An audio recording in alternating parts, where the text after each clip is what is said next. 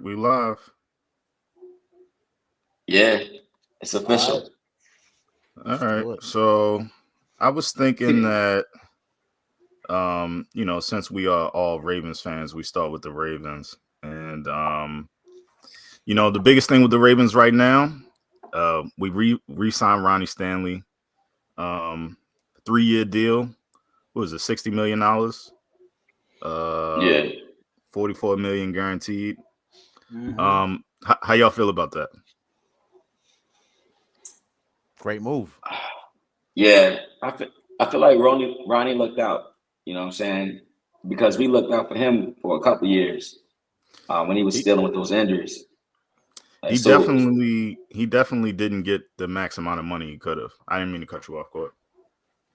No, that's it. That's all I had. What y'all think about it? I mean, it's $20 million. It's fully guaranteed.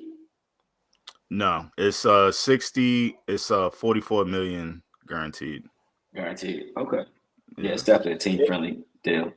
Yeah, I feel like it's a very team friendly deal. Of course, Ronnie's been dealing with a couple of injuries these last couple of seasons, but still very solid. Definitely a top tier offensive tackle. It's a good move, and you also have to look at it in the standpoint of like, there's nobody else in the free agency that is even at Ronnie Stanley's level, so it's a good move. Bingo. Yeah. Bingo. That's what I was going to say too. It's a great move because of who Ronnie Stanley is to our locker room, who he's been to our organization for the last 10 years out of Notre Dame.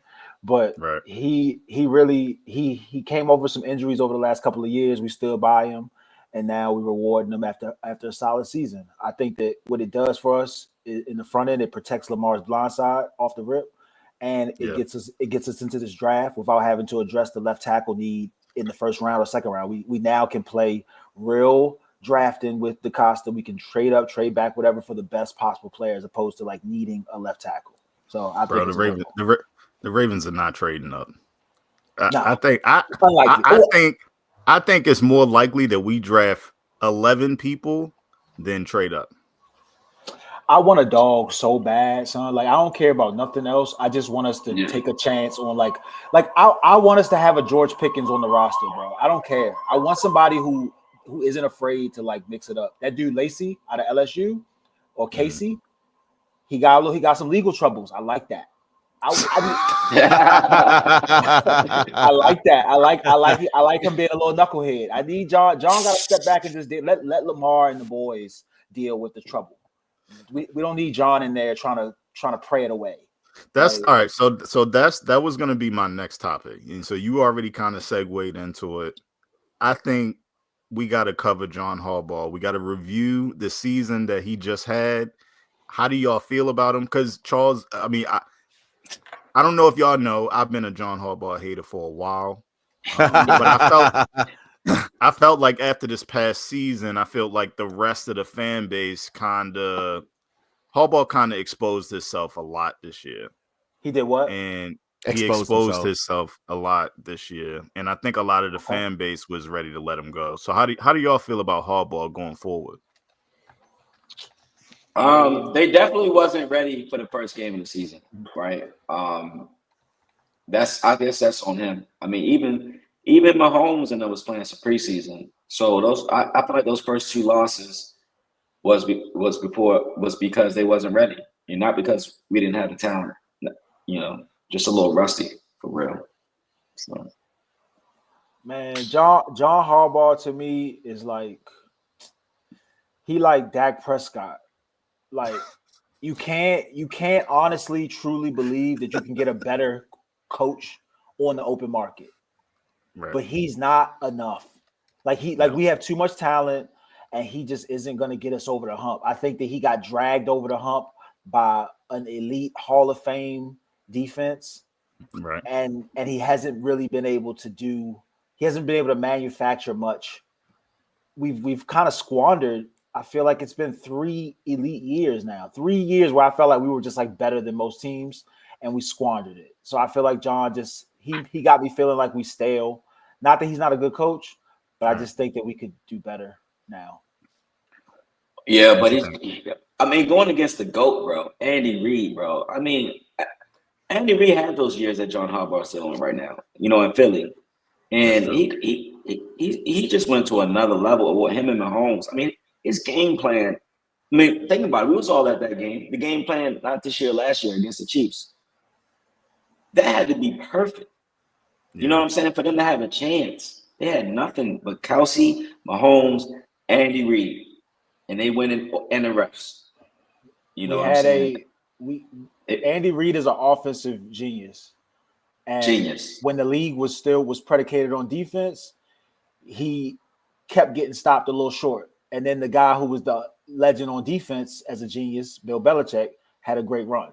Now the league has shifted to offense, and Andy Reid's he's feasting because he's better than I think the gap between Andy Reid and the next best coach is bigger than the gap between Patrick Mahomes and the next best quarterback.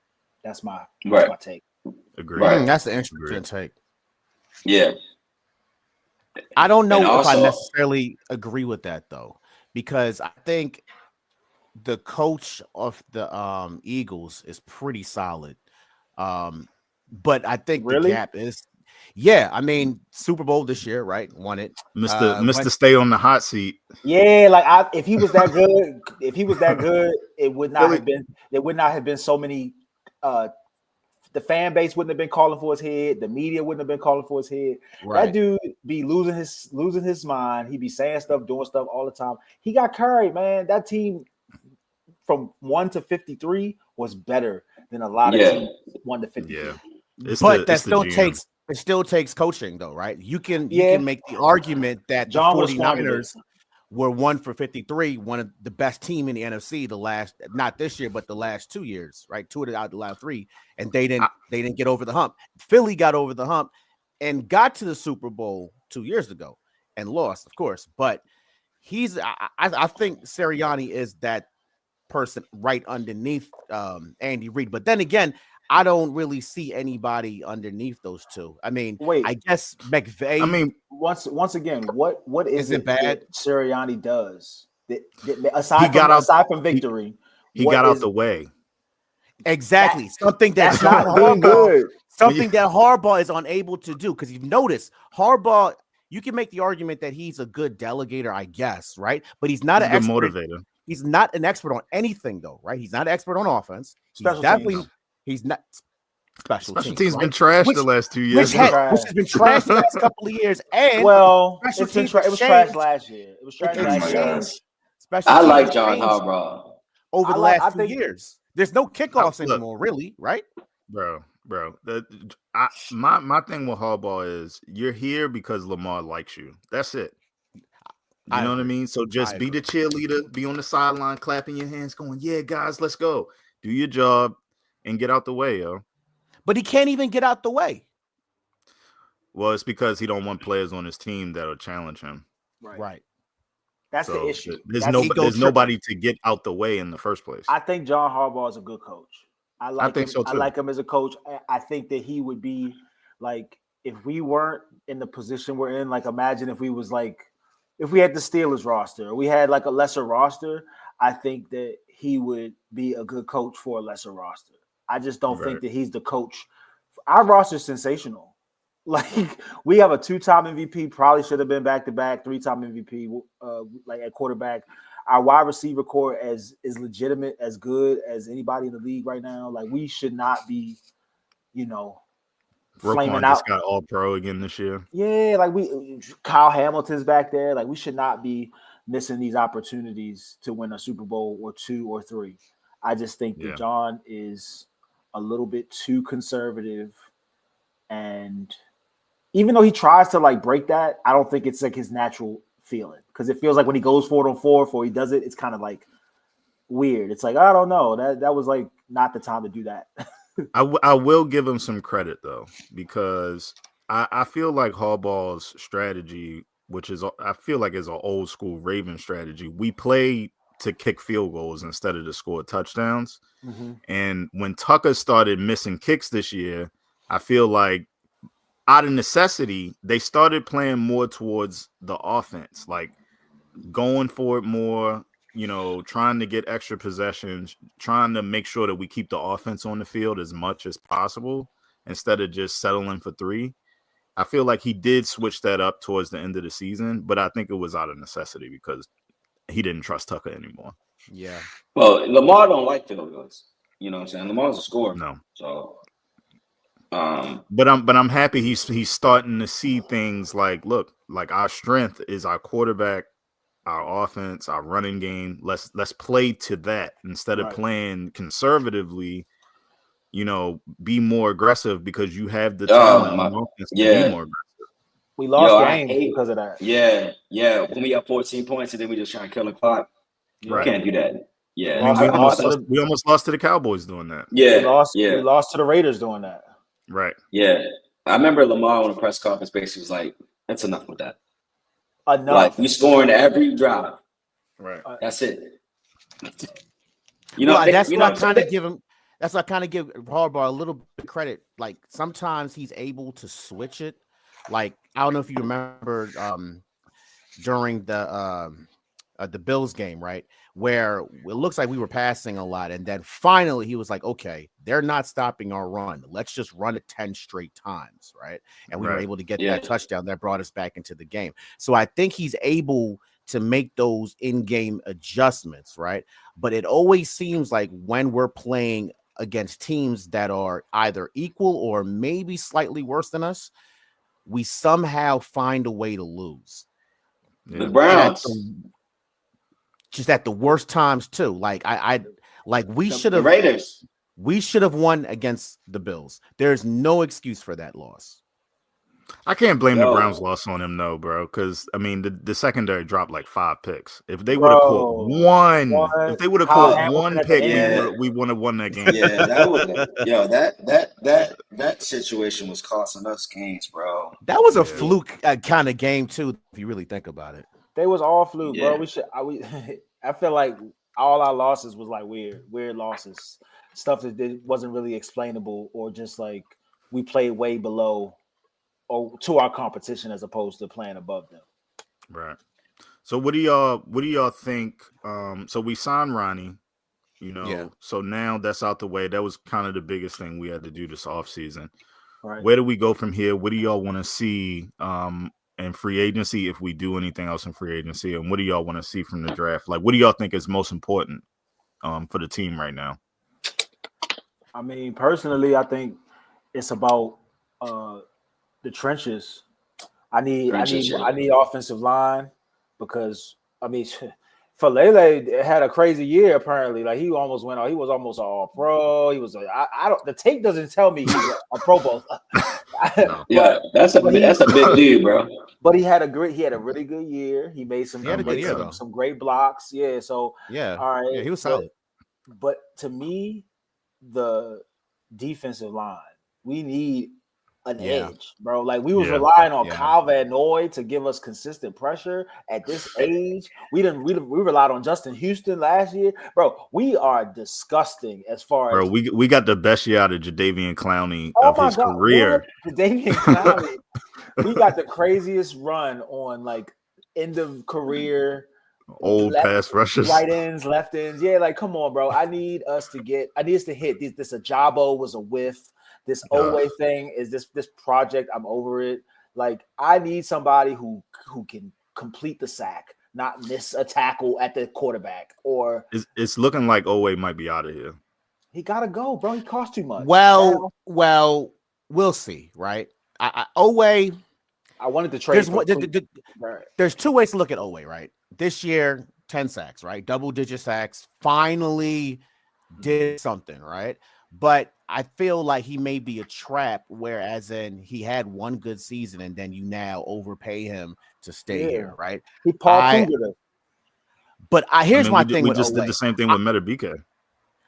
Well, right. But here's the thing with Owe. I don't think Owe necessarily is the biggest trap. I think the biggest trap may be Van Noy, right? Because I don't think we're ever.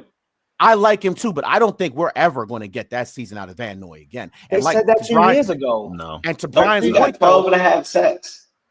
He's at what though? 34, right? With a broken eye socket, bro. Is Van Noy still on the team next year? Is he coming back this next season? Because I know they signed him to an extension, right? last year. Yeah, they gotta pay him more money because he's producing way above that contract. Yeah, they probably gonna have to pay him. I don't There's know the about issues there. I don't know if we can. I don't know yeah, about I agree. I don't know if we can. Here's another one. If we cut Mark Andrews, we can free up like $11 million in cap, 12. But if we don't cut him and we don't restructure his deal, we're looking at about 16 million against the cap for Mark Andrews. We are cash poor. So that's the first part of it needs to be understood that we do not have any money. Right. Especially now. I think Eric DaCosta really wants to keep Mark Andrews because Mark is cool with Lamar. Lamar's guy. Yeah, exactly. That's a thing. But the reality is Mark Andrews costs a lot of money and Isaiah likely costs a lot less and does a similar duty. And he's just as productive as Andrews. And younger. Yeah. So I think that I hope that we can figure out a way. Maybe Lamar takes a little bit of a restructure and we can figure out how to get everybody. What? You don't think Lamar? I don't think that's Lamar might be asking for more money. Right. I think he's already outplayed his contract. Honestly, bro. Yeah, to be honest. But look, listen, if you understand Lamar Jackson wanted to be respected. He wanted the respect of being offered the contract that he deserved. He got the contract that he deserved. He probably should have got more. That's the facts. But he got the contract that was above, that was at market value. Now Lamar is focused on winning, bro. He is not gonna be. He going. What's it called? He going Brunson this thing. He gonna come back and be like, yeah, cut it down, chop it. He got the money's coming from other places. I don't think. Yeah, Lamar's gonna be a billionaire regardless. Yeah, I don't think he's gonna be trying to rake us over the coals. He just wanted that first big contract to be respectable. And now after that, we can start making sure everybody can play. Man, we only got 10 million in cap space, so we ain't got no money, bro. No, we broke. Even if we restructure his deal, I mean, what does that say? It was 5-10 million, maybe. Like, I just know, Brian? Like, I just know Andrews can't he can't be on the team this next year with a $16 million cap hit. They got to figure that out. I don't think he can be on the team, period. I think you have to cut him. You can't cut Andrews, yo. I mean, think about it, yo. I'm not saying cut him, but they got to restructure his deal. Cutting him or restructure in the AFC Championship game. That's what it would feel like. It would feel like we cutting him because he that's kind of that ball. Yeah, I mean, it hurt, bro. Andrews is another guy we keeping around just because he's tight with Lamar. Like, I mean, he does have the touchdown record. He does. We're trying to win. He's an all-time. He's an all-time Raven, so that's probably why they want to keep him. Yep. It's a $16 million cap hit for a tight end. Yeah, it's nasty. Yeah, but if you think about it, let's talk about it. When the game was on the line, Lamar gave it to him. If he did not catch it, and he did not catch it. All right, but put it like this, Eddie. If he makes that catch, are you questioning the cap hit? Because if the answer is no, then you're going to have to just go ahead and just let it go. I am questioning it to the fact that I think – here's the thing. Either you cut him or you restructure the deal. We need to bring in a pass rusher. Yeah, Bosa. Oh, my God. Nick Bosa. I feel like – I don't Joey. like that. He too beat up. I hate Joey Bosa. I hate Joey him. Bosa. For real? You live in San Diego. You already know. He is so good. But he is so overrated. Like, you expect him. He's basically Owe. He don't do much more. But his name makes it seem like he do more. But he's never healthy. And when he's healthy, he get a sack or two. You be like, oh, man, Bosa had 3 sacks tonight. And then he won't play for 8 weeks. Or he'd be out there just not getting no sacks. When you were in San Diego, how did they feel about, like, the Chargers as a whole? I mean, I don't mean to go off on a tangent. Yeah, they didn't feel about the Chargers. Because it seems like the Chargers just don't have a lot of fans. Yeah, like, they're in LA now, so they definitely don't have any fans. Yeah, they don't care about. They didn't have any when they were in San Diego. No, they didn't. They used to black out the games. I used to be at bars. Games used to get blacked out because nobody was going to fill out the seats. Yeah, they was like, yo, we're not even going to show it on TV. They were trying to get us back. Like, nobody cares. We going hiking. We go to the beach. Nobody cares. I'm going to the bar. Okay. You know, I really, I feel him on that because like there's so much other things to do. I feel like Florida got that issue. Yep, same You game. know what I'm saying? Yeah, same exact game. It's hard to have a team. It's hard to care. Like the fact that Tom Brady was able to win in Tampa, crazy. Because Tampa, Yeah. it's hard to be good because like the players, you take on the personality of the city you in. Like there's just no grind in Florida.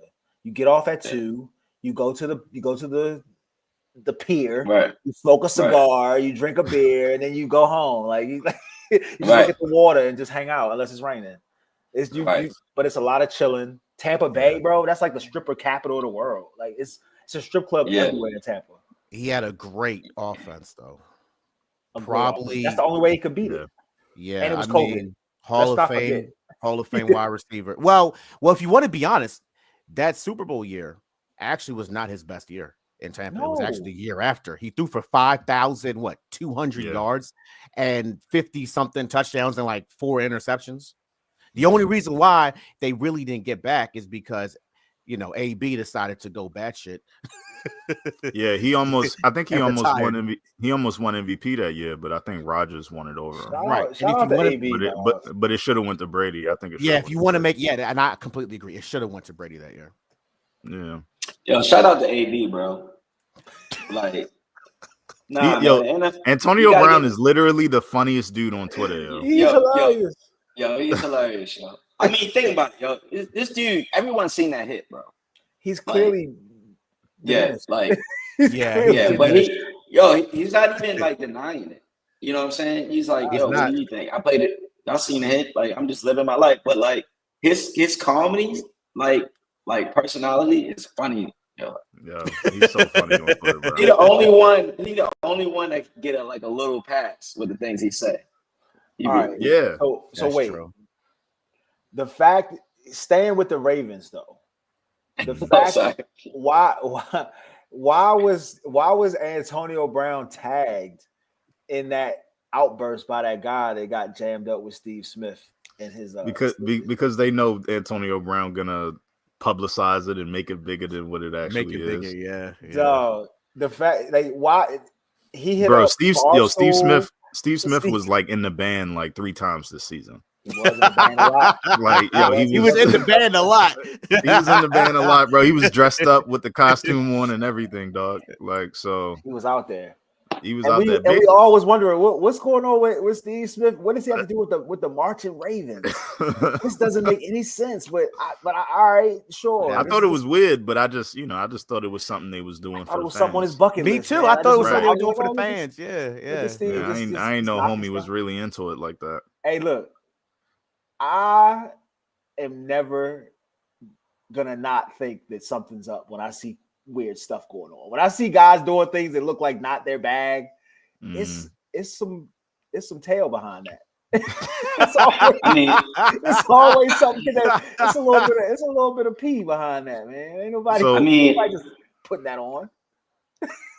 I mean, we all ran into these players, right? We all been at bars. We seen them here and there, right?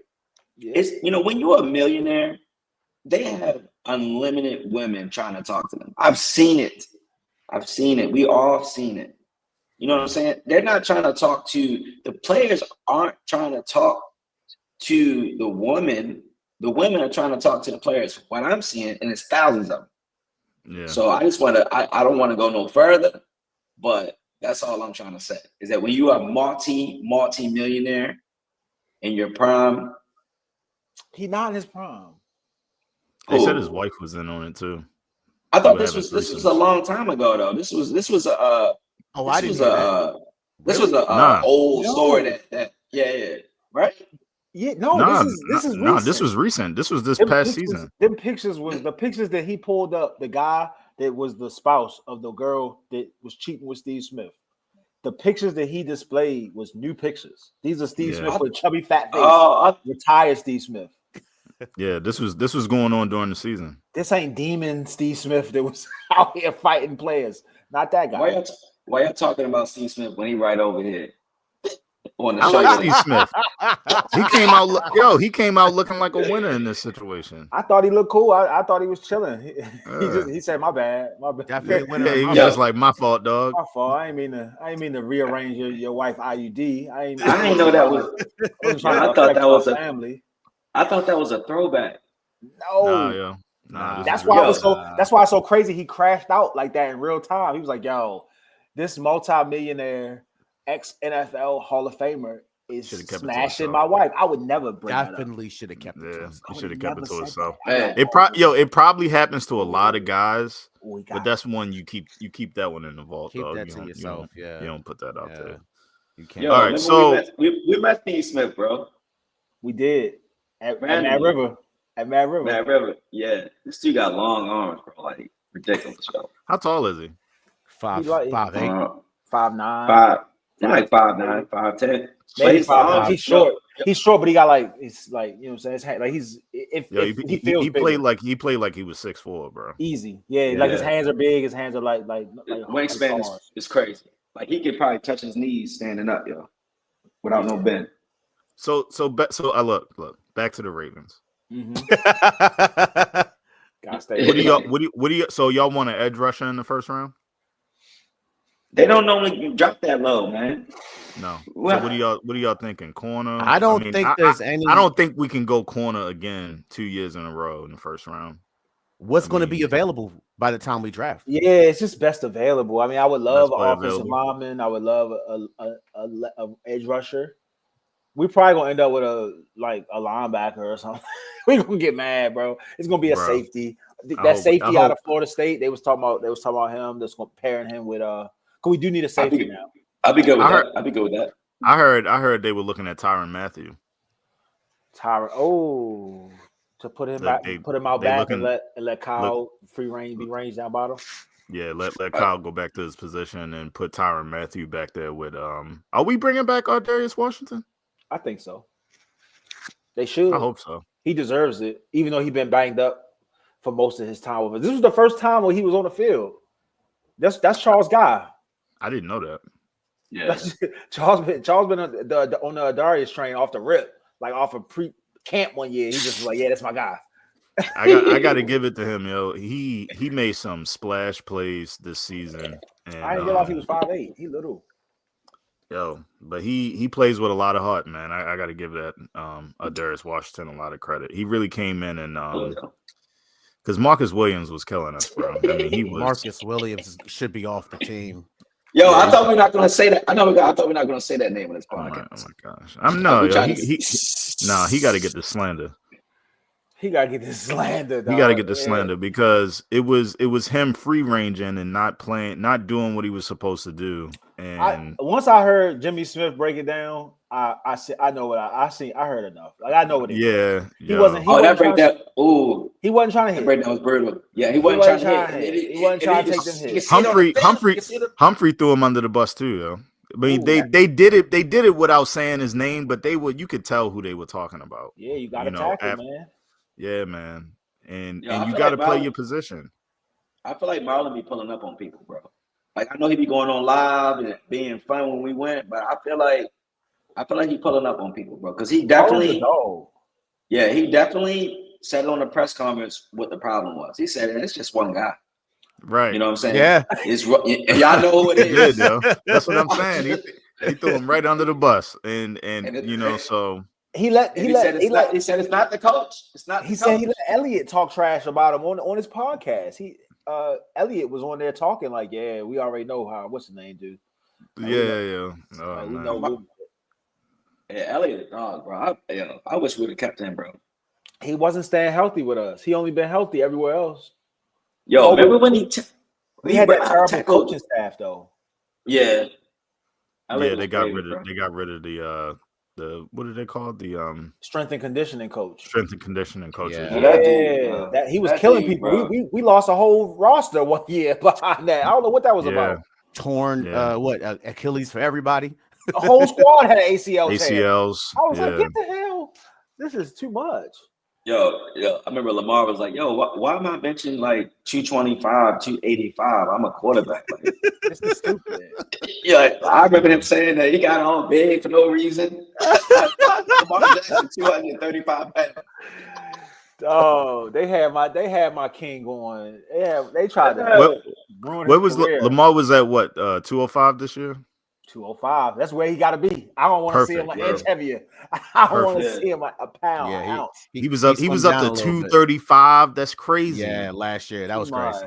We were scared for him. He was scared. Yeah. We was all scared. We didn't know if he was going to be what he is. We didn't think he was going to be able to like, I don't know, stand up and take the hits. But he takes it. He's good. Yeah, Lamar, like, I'm gonna do me, real. Yeah, I mean. So Dan, go ahead, Devin. No, go ahead. I was gonna say, so are we concerned, or is there any threat in the AFC North to the Ravens winning it again? Absolutely not. Yeah, Mike Tomlin is a good coach, bro. He don't need much, bro. Come on, bro. He been beating us with just a defense. You know what I'm saying? Yeah, but I think I don't know if TJ Watt was hurt, bro. But TJ Watt looked done. Answer, Charles. Are the Steelers good? They beat us. I got you. Are they good though?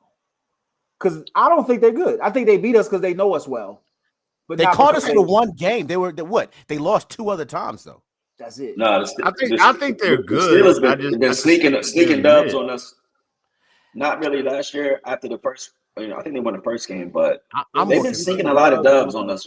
But that's because Lamar was trying to figure it out, bro. And then Lamar was never playing. Like the last 5 years, they never really was getting us at full strength. We was playing them without Lamar. We was playing them at the end of the season. We didn't care. So, I'm just not worried about them at all. I'm more worried about the Bengals. Who's their quarterback? That's what I'm worried about. Correct. Yeah, man. Joe Cool, man. The Bengals are a problem. I think the Bengals are kind of killing themselves right now. They don't have no money. They don't play defense. Trying to keep T. Higgins and Jamar Chase is stupid. They don't play defense. But they score like 40 points a game, though. Yeah, you're gonna have a shootout every week. Yeah, giving up. He would have won MVP if they had a defense. You said what?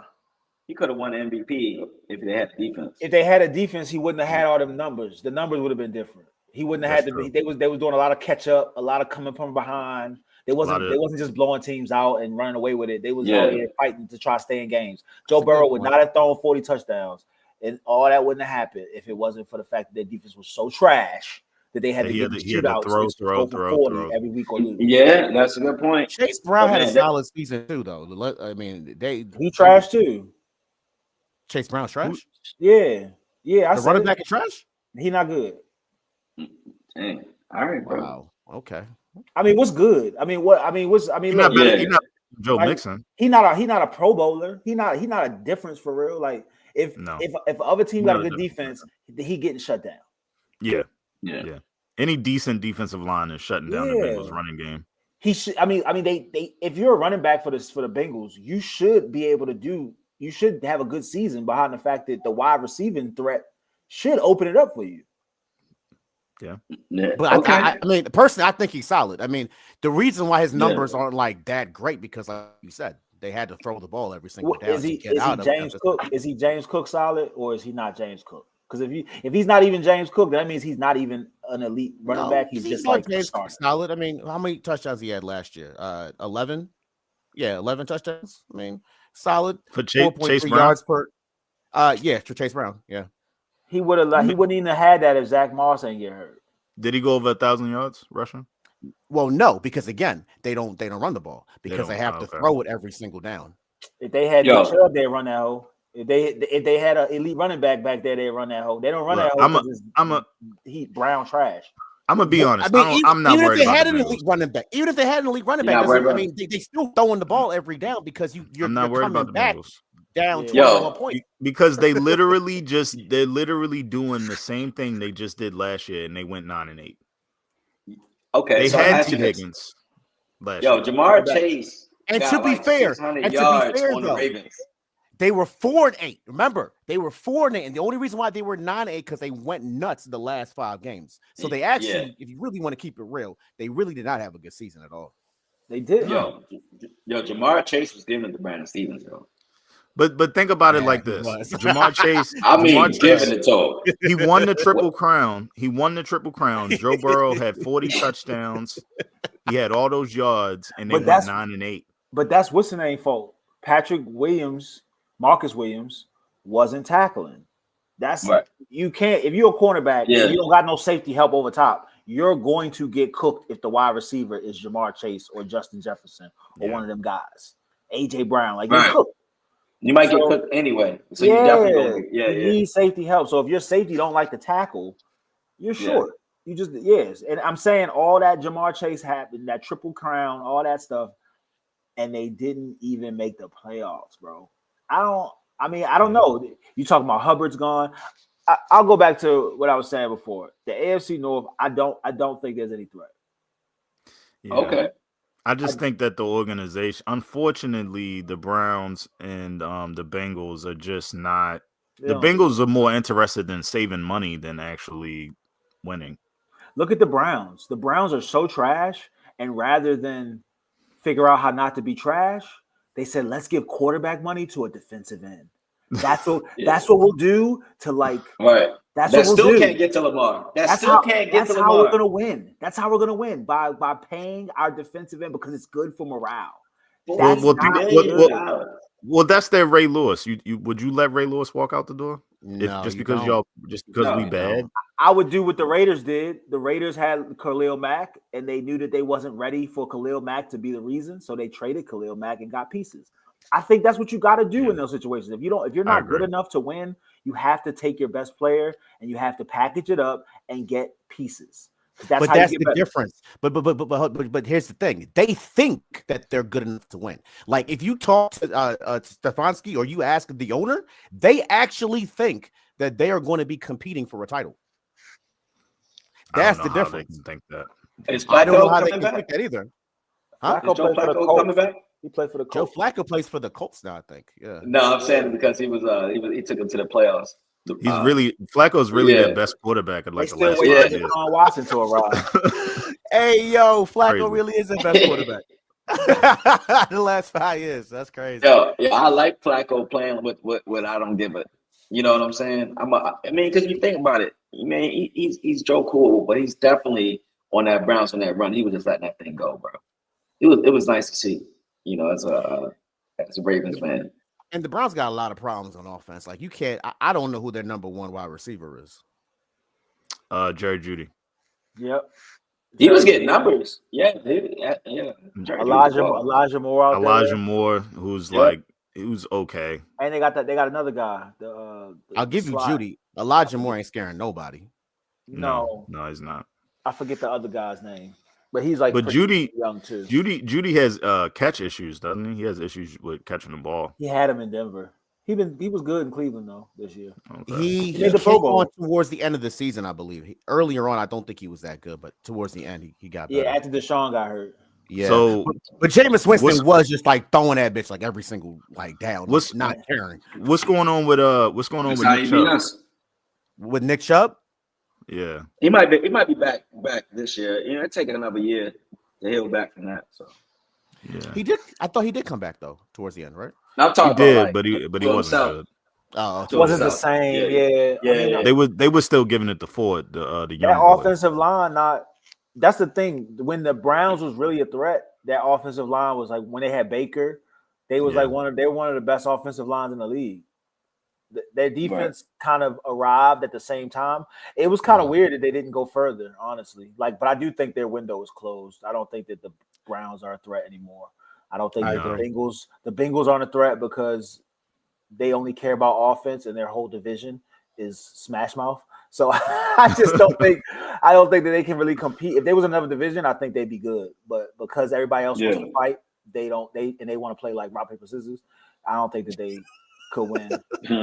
Yeah, I think that's why they went out and got Deshaun Watson, bro, to try to match up with Lamar, like as far as competing. That's all it's about. Competing with quarterbacks.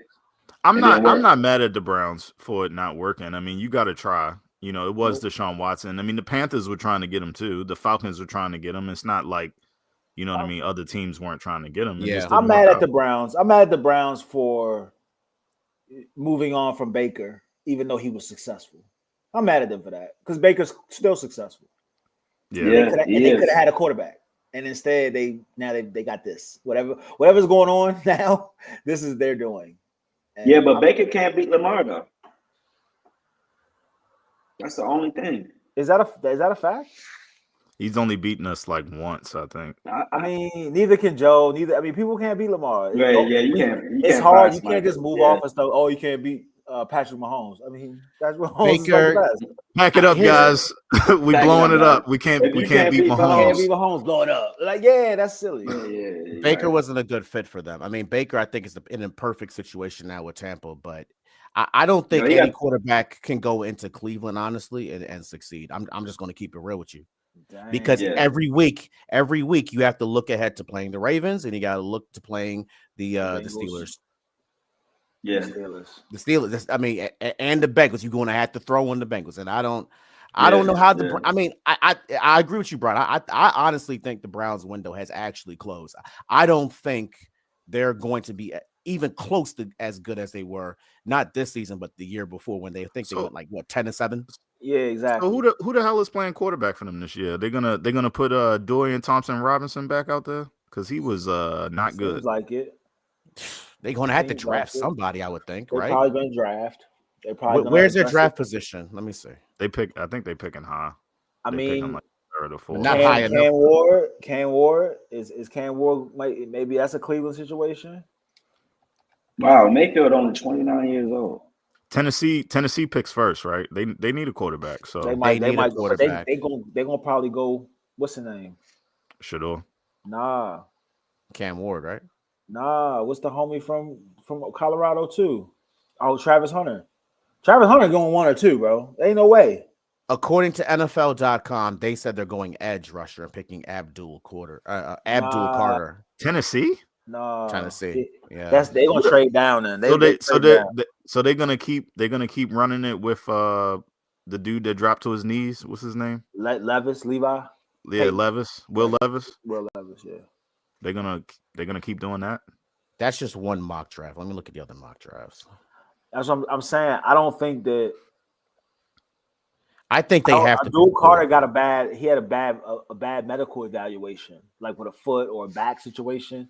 So I don't think that he's gonna go 1 or 2 or 3. I think he still might go top 10, but it's not a top 3 situation. Cleveland is definitely picking a quarterback. They're either picking Shador or they're picking a Cam Ward. They're getting a quarterback either way, right? He probably Cam because Shador not going to Cleveland.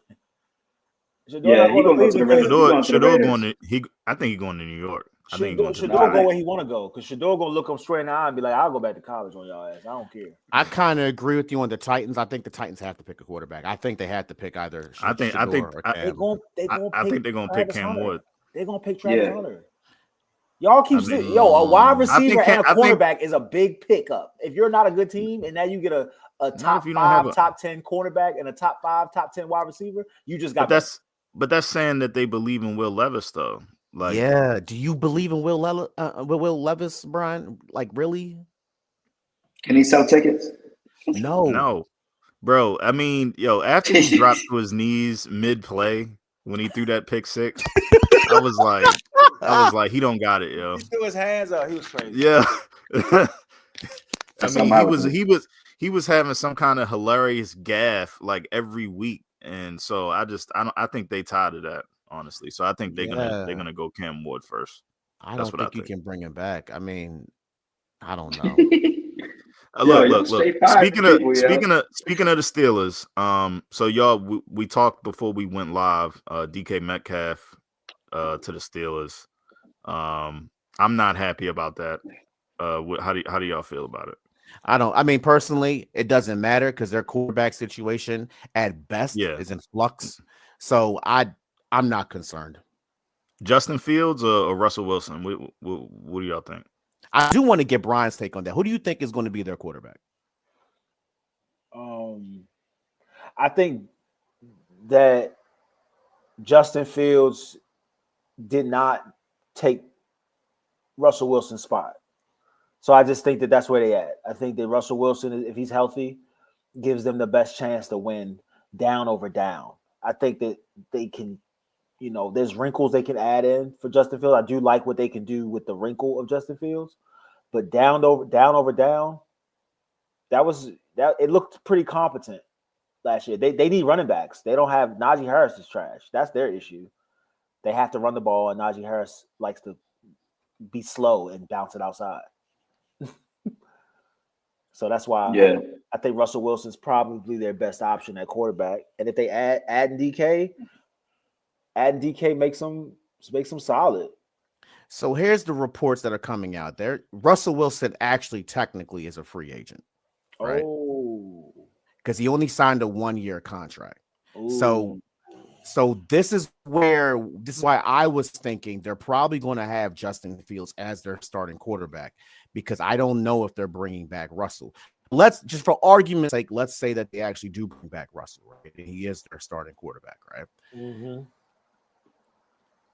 You could make the argument that DK's best season was with it's not even the argument, it's the facts, was with Russell Wilson, right? Yep. I just don't know if this version of Russell Wilson at damn near 37 years old is going to really scare anybody. I mean, I think again, they're a 9-8, 10-7 team. And I just think they're a bye week for a better playoff team. Yeah. I mean, I feel like Russell is still extremely accurate, deep ball. He got that touch, bro. And I feel like the offensive coordinator is like Brian mentioned, is trying to run, play action, short passes. That's not really Russell's style. Russell is really accurate, deep. You gotta air it out. I think they did it for one game, and Russell had like almost 500 yards. Mm-hmm. You know what I'm saying? Yeah. So I mean, I feel like Russell is not willing to go where he needs to go to like he used to take all those hits and stuff. But I feel like that he still got something in the tank. I mean, it seemed like that he been in the workout room. He lost a dad bod, and he's getting to another level of fitness, which you need to do later, in your career. So we'll see. Yeah, I mean, it's a tough spot right now, obviously, with his age, but I just don't think the Steelers have any real options otherwise. Like, I know Eddie loves Justin Fields, but I just think that if Justin Fields was as good as certain people believe he could possibly be, Chicago wouldn't have moved off of him. But if you're not stuck on that, because Chicago's a bad organization, so they make horrible organization. They could make a mistake. But the Steelers, I would not put that moniker on. I wouldn't say they're a horrible organization. So I feel like if he's been sitting in that roster now, in that locker room for a year, and they come out next year and they re-sign Russell Wilson, or they deliver any movement that shows me that they're not trusting Justin Fields, I am completely off Justin Fields. I know everything I need to know because they've seen all they need to see, and they still can't make an excuse to just let him try. They didn't let Will Levis is out there. It's other quarterbacks that are trash that are definitely getting snaps. Here's where I am with Justin Fields. I think we saw the best version of Justin Fields the games that he started, which was solid, right? He didn't set the world on fire. He was a solid QB for the way they schemed it up for him, right? But with that being said, I don't know what the Steelers' mindset is, because Russell is I'm going to be honest, he's probably going to walk. I don't really see him coming back unless the Steelers give him guaranteed $10 million. Well, rumor has it that he may go to the Giants. Oh, okay. I can see that. In New York, I can see that. Yeah, New York. Yeah. That's easy. Some people, OBJ gonna come out of retirement. Some are saying that he could be a nice fill-in for the Jets, which could be scary low key. Yeah, I mean, they the Ravens 2.0. Yeah. So over there. I don't know. Not Justin. Russell Wilson has options, right? Because he's a solid QB and he can throw deep, and those are important factors. Justin Fields, You have to scheme it up for him and pray he doesn't make mistakes. I don't know if Justin Fields' style of play is going to make it through these long seasons. Aaron Rodgers is free too. I hope I want to put that out there too. Just because before we just put Russell Wilson. Oh yeah, forgot about that.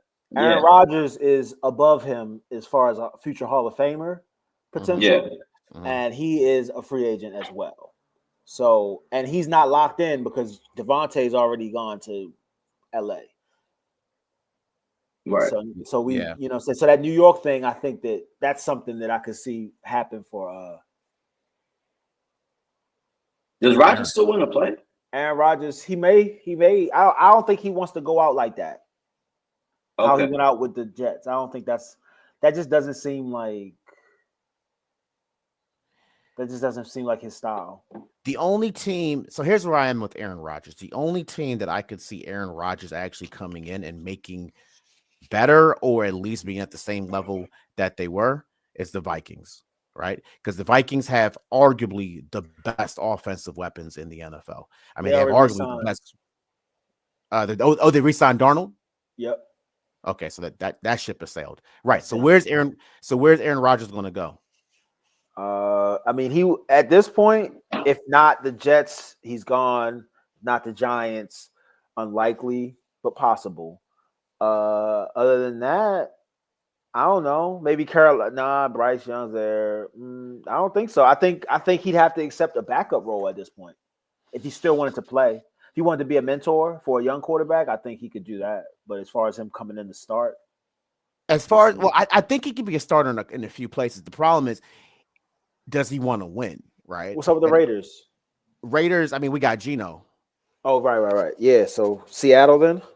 Ooh, that's probably where A-Rod ends up. Yeah, because they need somebody. They can't just do nothing. They let Geno walk. Yeah, they let Geno walk. Yeah. They probably gonna try to bring A-Rod in that job. That would be the only team theoretically where I can see him coming in and they being maybe slightly better than they were before. Although I don't even know if A-Rod's better than Geno at this point, right? Yo, Geno had good numbers last year. He did. Geno was very good. Geno made Seattle competent in a lot of ways. Like Geno finally arrived as far as being like a legitimate starter in the league. So that's why it's weird that Seattle let him go. Mina Combs was saying that she was very disappointed in that play. I think Seattle, if I remember correctly, I believe Seattle has some money issues, which is why they had to let DK walk as well and had to cut Tyler Lockett. Dang. So having money issues and then having the season end and you not making the playoffs. Yeah. I feel like that's if I'm the GM and that's my situation, I feel like I'm just gonna book my vacation because I know I'm about to get fired. Did the Seahawks were the Seahawks 9-7? I mean, no, not 9-7, 10-7 last year. Were they? Who? Something like that. Seahawks record last year? I don't even know. I feel like they was almost a 10-win team. They may have been 10-7. Yeah. So it was a fluke that they even missed the playoffs, but you had two great wild card teams and the Packers and the Vikings, right? So you couldn't make an argument that Seattle really were a good team last year. Well, I mean, but they took a step back. They're taking an obvious step back. Yeah. If they lost their quarterback and they lost their number one wide receiver, right? Now he does have now Jackson Njigba is pretty good, right? JSN and nice. And their running game is actually kind of solid. I mean, I guess Aaron could fit there, but are we talking about the Seahawks being contenders? No, right? Why not?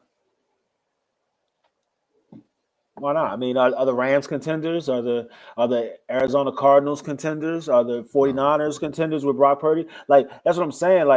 Why can't the Seahawks come out and win that division? That division ain't setting the world on fire in my mind. Well, that's facts.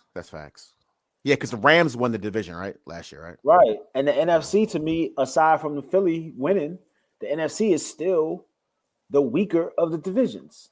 Yeah. There's not a whole bunch of quarterbacks out there that scare you. Like Jared Goff and Detroit could be good, but Jared Goff don't scare you. Jared Goff definitely don't scare me. Yeah, 49ers were good, but Brock Purdy wasn't scaring nobody. Jameer Gibbs scares me. but but not Jared Goff. Yeah, you're right. You're right.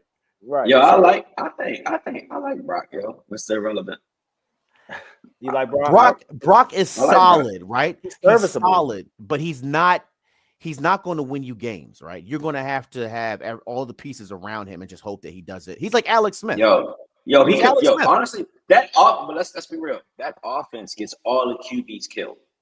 You know what I'm saying? Like, I don't know what's up with that Shanahan. I mean, look how many QBs got killed in that offense. And why you say killed? Why are you saying that? I'm talking about being able to hold the ball and make that play. As far as the injuries, I can't really remember, but I remember all these QBs getting killed under that offense. Jimmy Garoppolo, the only quarterbacks that I can remember that were under the offense that were above average have been Jimmy Garoppolo, who went to a Super Bowl, and Brock Purdy, who's been very successful. Who else did they have? Jimmy went to a Super Bowl. Yeah, Jimmy did go to a Super Bowl. Yeah, he went to the Super Bowl. That's what I'm saying.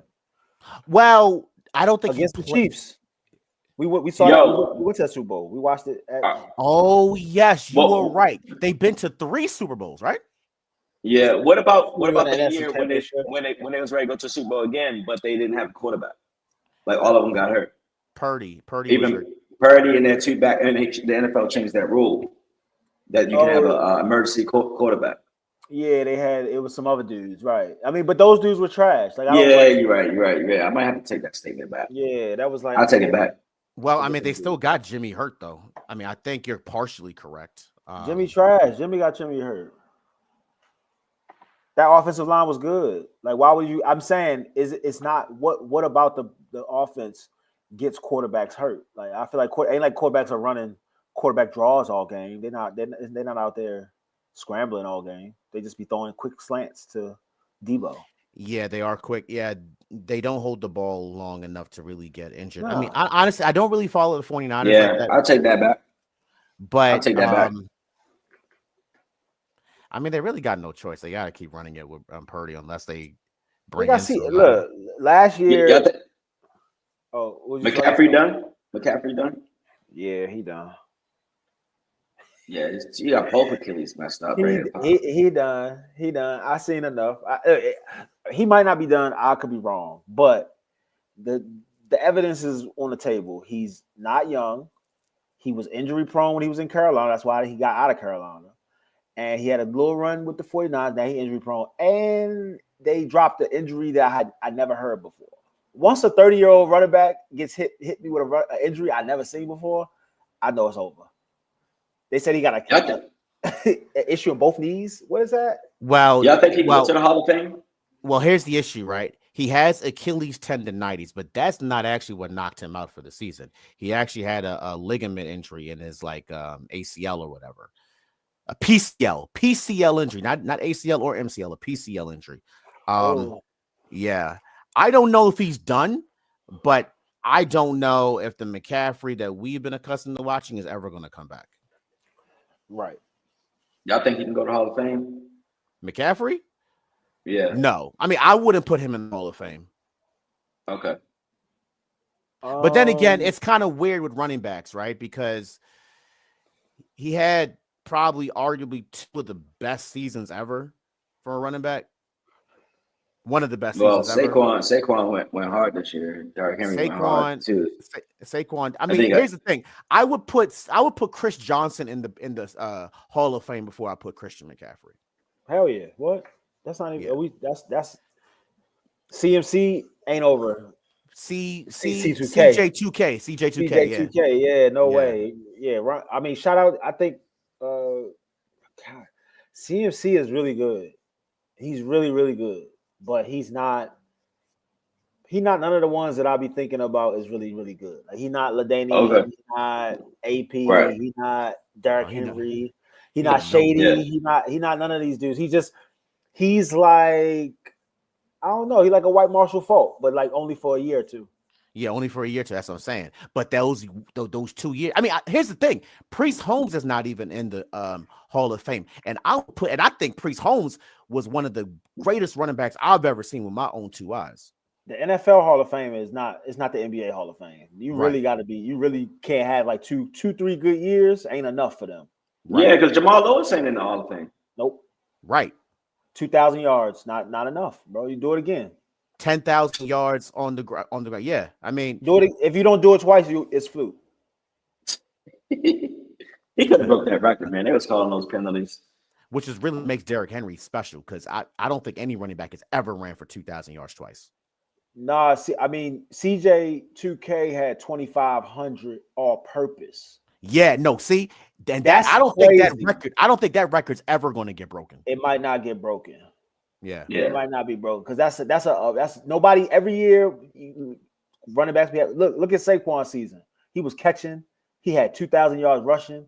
He didn't have 2,500 yards. yeah, That's how crazy of a year CJ 2K had. yeah.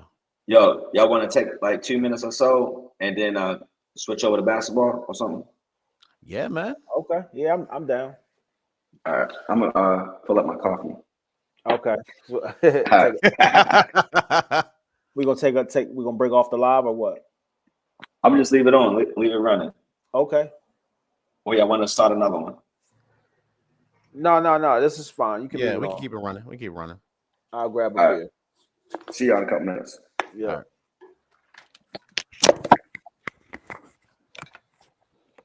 Oh, my legs.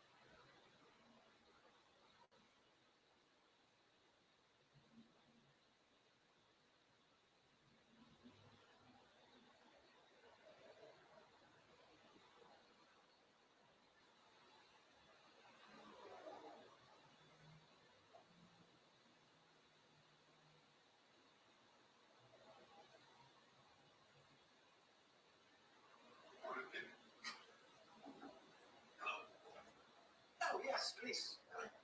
Thanks. So please tell me, what are you here for? Oh, we're here for the pen injection.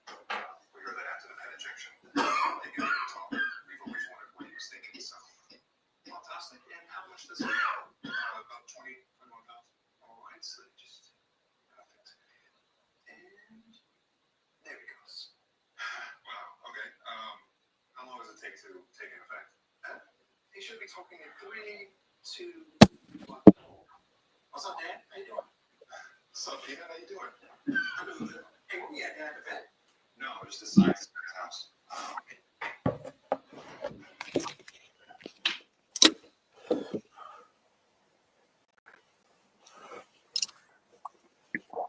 Yeah, I talked to Devin. He having computer issues. His computer crashed. So Oh, dang. I thought that was I thought he had like a hard out. I was like, dang, what happened to that? We didn't even like acknowledge it happened. He just dipped off and was just like, oh, I guess it's just 3 now. yeah, so He was leading the discussion too. He was the mediator. He was the moderator. He just was like, all right. Yeah, he's doing a good job too, keeping his focus. Yeah. Yeah. You said his computer crashed? Yeah, he said he having some issues with Chrome on his MacBook Pro. Because he said StreamYard don't work on Safari. You got to use Firefox or Chrome. So yeah, I don't use Apple machines. I'm a Windows guy, so I couldn't. Yeah, I couldn't help him. I'm on a Pro, but I guess I downloaded the patch or something because mine is working fine so far. So true. So we'll see. All right. So basketball. Yeah. I guess we'll start with LeBron. Yeah. Yeah. That's easy. That's an easy go-to. Yeah, easy go-to. Well, here's what I will say. I love the Lakers, man. That's my team. Yeah, I dropped from the Wizards first year.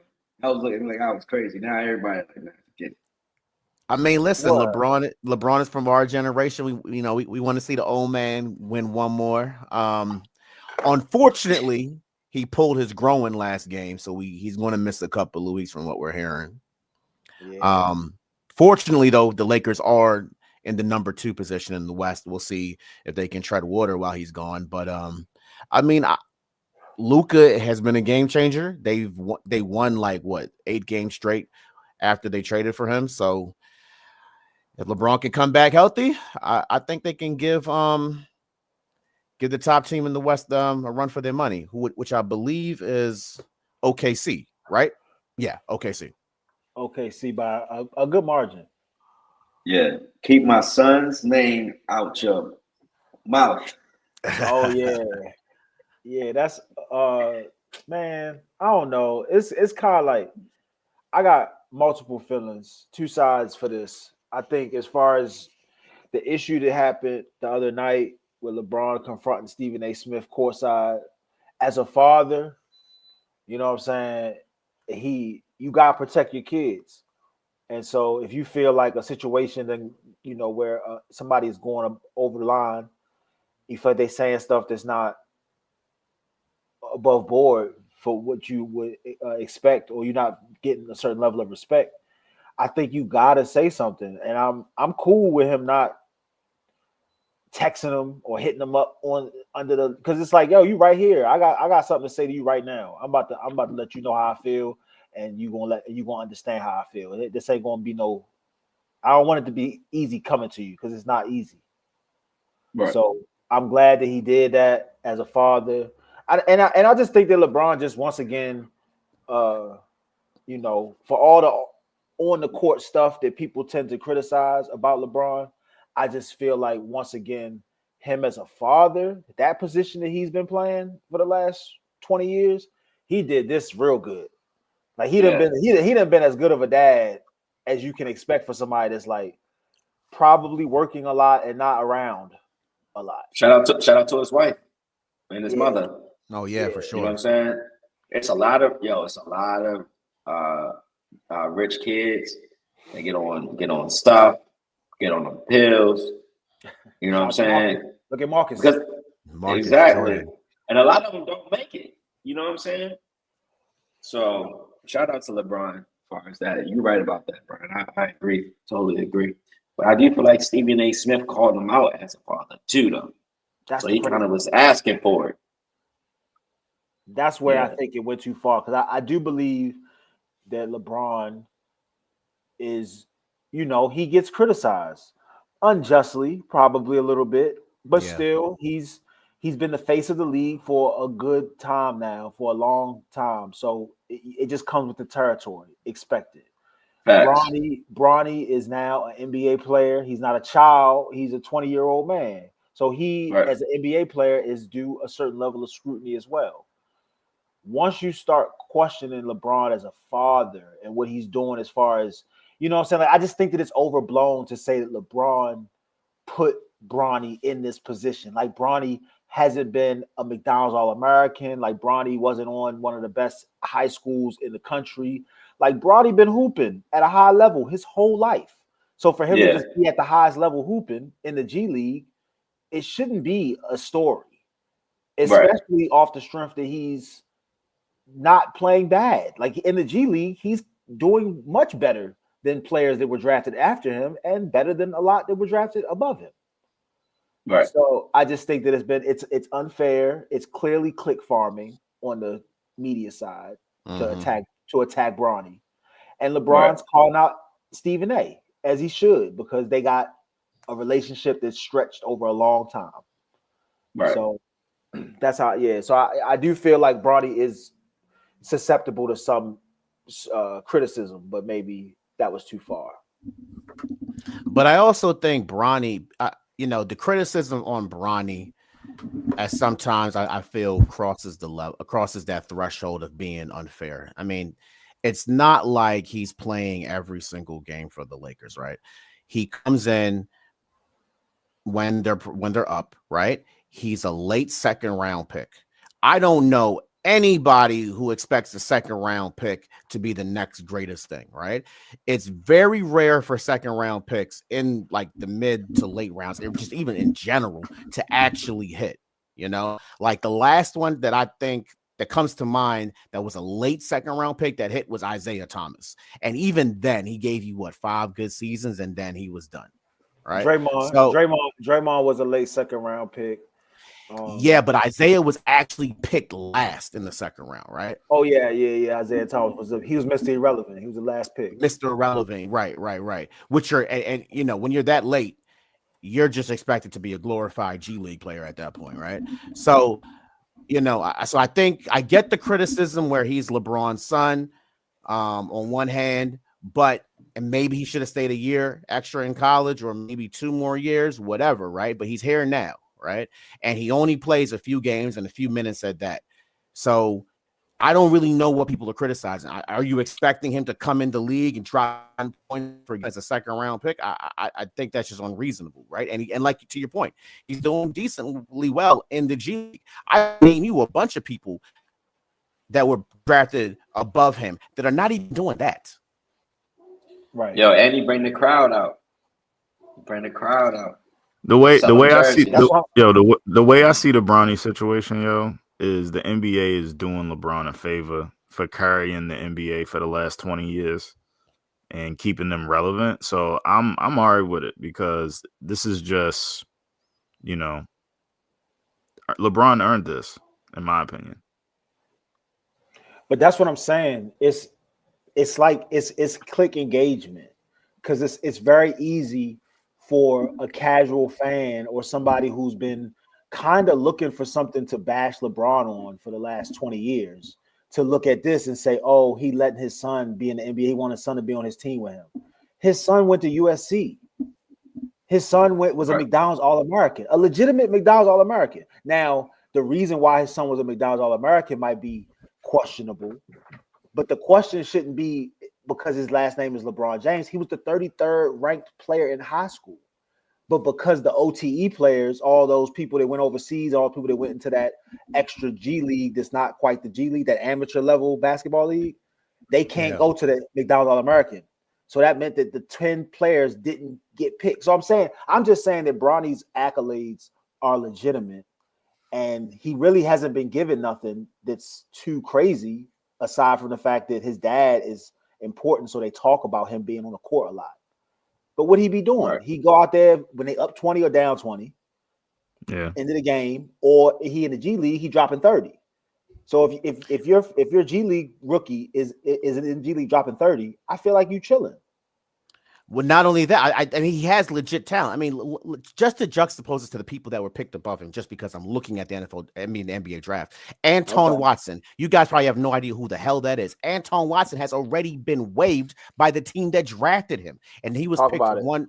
Yeah, exactly. So we're talking about a guy who's actually sticking on a team, who's doing good in the G League, who was actually playing well. Melvin Anjinka, you guys don't even know who the hell that is, was picked at the 51st pick in the second round, not even in the NBA. Bro, nobody in the NBA cares about draft picks.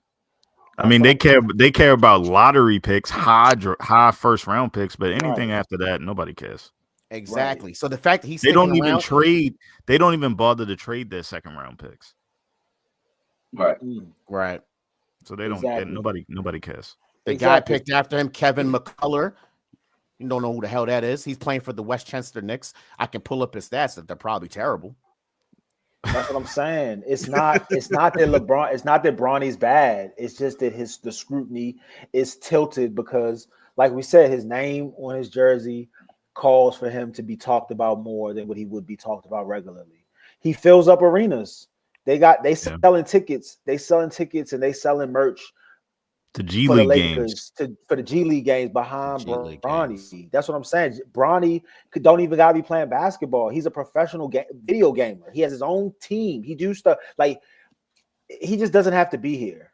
And so for people to be scrutinizing it, acting like he's supposed, like this is like a number 3 pick, and he's averaging no points.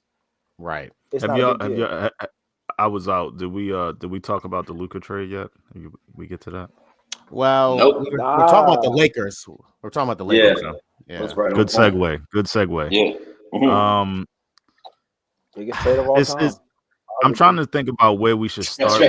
Best trade of all time. Before we get to the Lakers, we talk about how this trade affects the Lakers, let's talk about how this trade affects the Mavericks first, because ever since the trade happened, the Mavericks have basically just collapsed. Anthony Davis got hurt within like 20 minutes of being on the court. Kyrie Irving tore his ACL this week. They pushed Kyrie. Yeah, they were pushing. Kyrie was leading the league in minutes for about 6 weeks. Yeah, something like that. Today, Devin. What do y'all think about the Mavs? I think here's what. Okay, so I'm gonna start off just because I'm gonna defend the Mavs a little bit, which is a hard position to take. It was clear that they did not like Luka anymore. Okay, they did not want him to be a part of the team, and that came from the top, and it trickled its way down. So you may not like that they had that position, but when you fall out with your star player, with the guy that you invested in, you got to move on. They didn't like his attitude. They didn't like he wasn't following their, I guess, strength and conditioning protocols. And they just were fed up. And they were like, you know what? We don't want him anymore. Let's get at least decent value for them. Anthony Davis, for what it's worth, he's a Hall of Famer. Okay. And statistically, he's been healthier than Luka has been the last few seasons. Let's just call it as it is. AD was damn near an MVP candidate. I think he actually may have been an MVP candidate last year. Okay, he gives you solid 28 to 27 points, 10 rebounds, 1.5 block, and a steal. Those are solid numbers, and he's not like he's very old. He's only about like 30 to 31 years old. So AD's a solid player. He's going to be solid for the next 5 or 6 years, and even probably beyond that, because big men typically last a little longer than younger guards. So from that standpoint, okay, you got a Hall of Famer for a Hall of Famer, right? Well, is he selling overseas tickets? I mean, these. No, Mavericks. Okay. Well, I'll get to that in a second, right? not like The Luka. Mavericks Okay. went to the Mavericks went to the NBA Finals last year. Okay. Right. Now, a lot of circumstances that I think went their way helped them to get there. Nico Harrison looked at this team and he looked at it and said, "Do I think we're going to get back to the NBA Finals this year?" And I think he came to the conclusion that was not going to happen, right? And I don't think they're even going to get to the NBA Finals with Luka in the next 2 or 3 years. I don't really think that team is that good. They were struggling just to stay at 500 with Luka healthy, okay? And they got a couple of breaks last year that went their way. They got Daniel McCaffrey, was a solid defensive player for them. P. Watson was solid for them last year as well. P. has actually stepped up a lot this year, right? I don't think that team can compete with the likes of OKC. I don't think they can compete with the likes of Denver Nuggets. I don't think they can probably compete with the next 5 best teams in the West, right? So he said, okay, I don't like Luka. Luka's not doing what we're supposed to do. Let's get rid of him, and let's see if we can at least get a little bit better, or at least to where we were, or give us the option of, if we need to rebuild, let's rebuild. And they have tradable assets. They can trade Kyrie at a blink of a hat for high draft round picks. They can trade AD for high draft round picks. Anymore. Well, this is pre-injuries, right? Yeah, you have to look at it from PJ Washington can get you a couple of things. Nick Marshall right now, you can probably trade Clay too. You could probably get rid of Clay, but Clay, Clay's probably going to be there for a couple of more seasons, right? So, or if everybody stayed healthy, if Kyrie was healthy, AD comes back healthy, this is a solid playoff team, low key, right? So I think that's what they were thinking. Now, do I agree with it? Not really. Like, Luka is a Hall of Famer. He's way younger than AD. You probably could have a couple of more years of running it with them, but they felt that he was not their guy. Okay. Yeah. I think they got the best trade possible for him. Here's my thing though. Even if they didn't make it back to the finals this year, trading Luka is crazy, because you basically you put a ceiling on what you can do going forward, and you kind of shot your fan base in the face. They liked Luka. Obviously, they didn't want him to get traded. And I think, obviously Mark Cuban sold the team, and I think after he sold the team, they were looking to get rid of Luka after he stepped out, because I don't think he was running the team anymore after he sold them. I'll say this about whole. Oh, go ahead, Devin. Sorry. No, I just think that it was sacrificing the next 10 years for 2 or 3 years is crazy to me. Tough. That's wild. This is my thing. All that makes a semblance of sense. But if you really are looking for decent value for Luka, you could have got way more. You open it up to the market and you get the 6 or 7 first round picks that he would have got, because if Rudy Gobert got 5 first rounders, Luka Doncic would have gotten at least, and you might could say that maybe AD's worth 2 or 3 first rounders. So you did get something back. It's not like it's not like all up in there for nothing. Yeah. But I just don't believe that was the best deal you could have got for a 25-year-old megastar. I mean, but Brian, could you get another Hall of Fame? But could you get another Hall of Fame for him though? I mean, like, they went Hall of Fame for Hall of Famer. And you can trade that Hall of Famer if you want to, if it doesn't work out, for draft picks as well.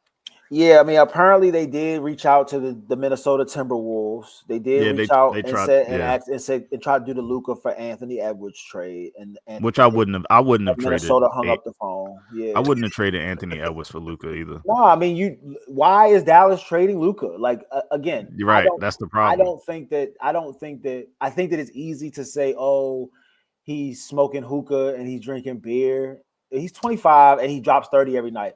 I don't care.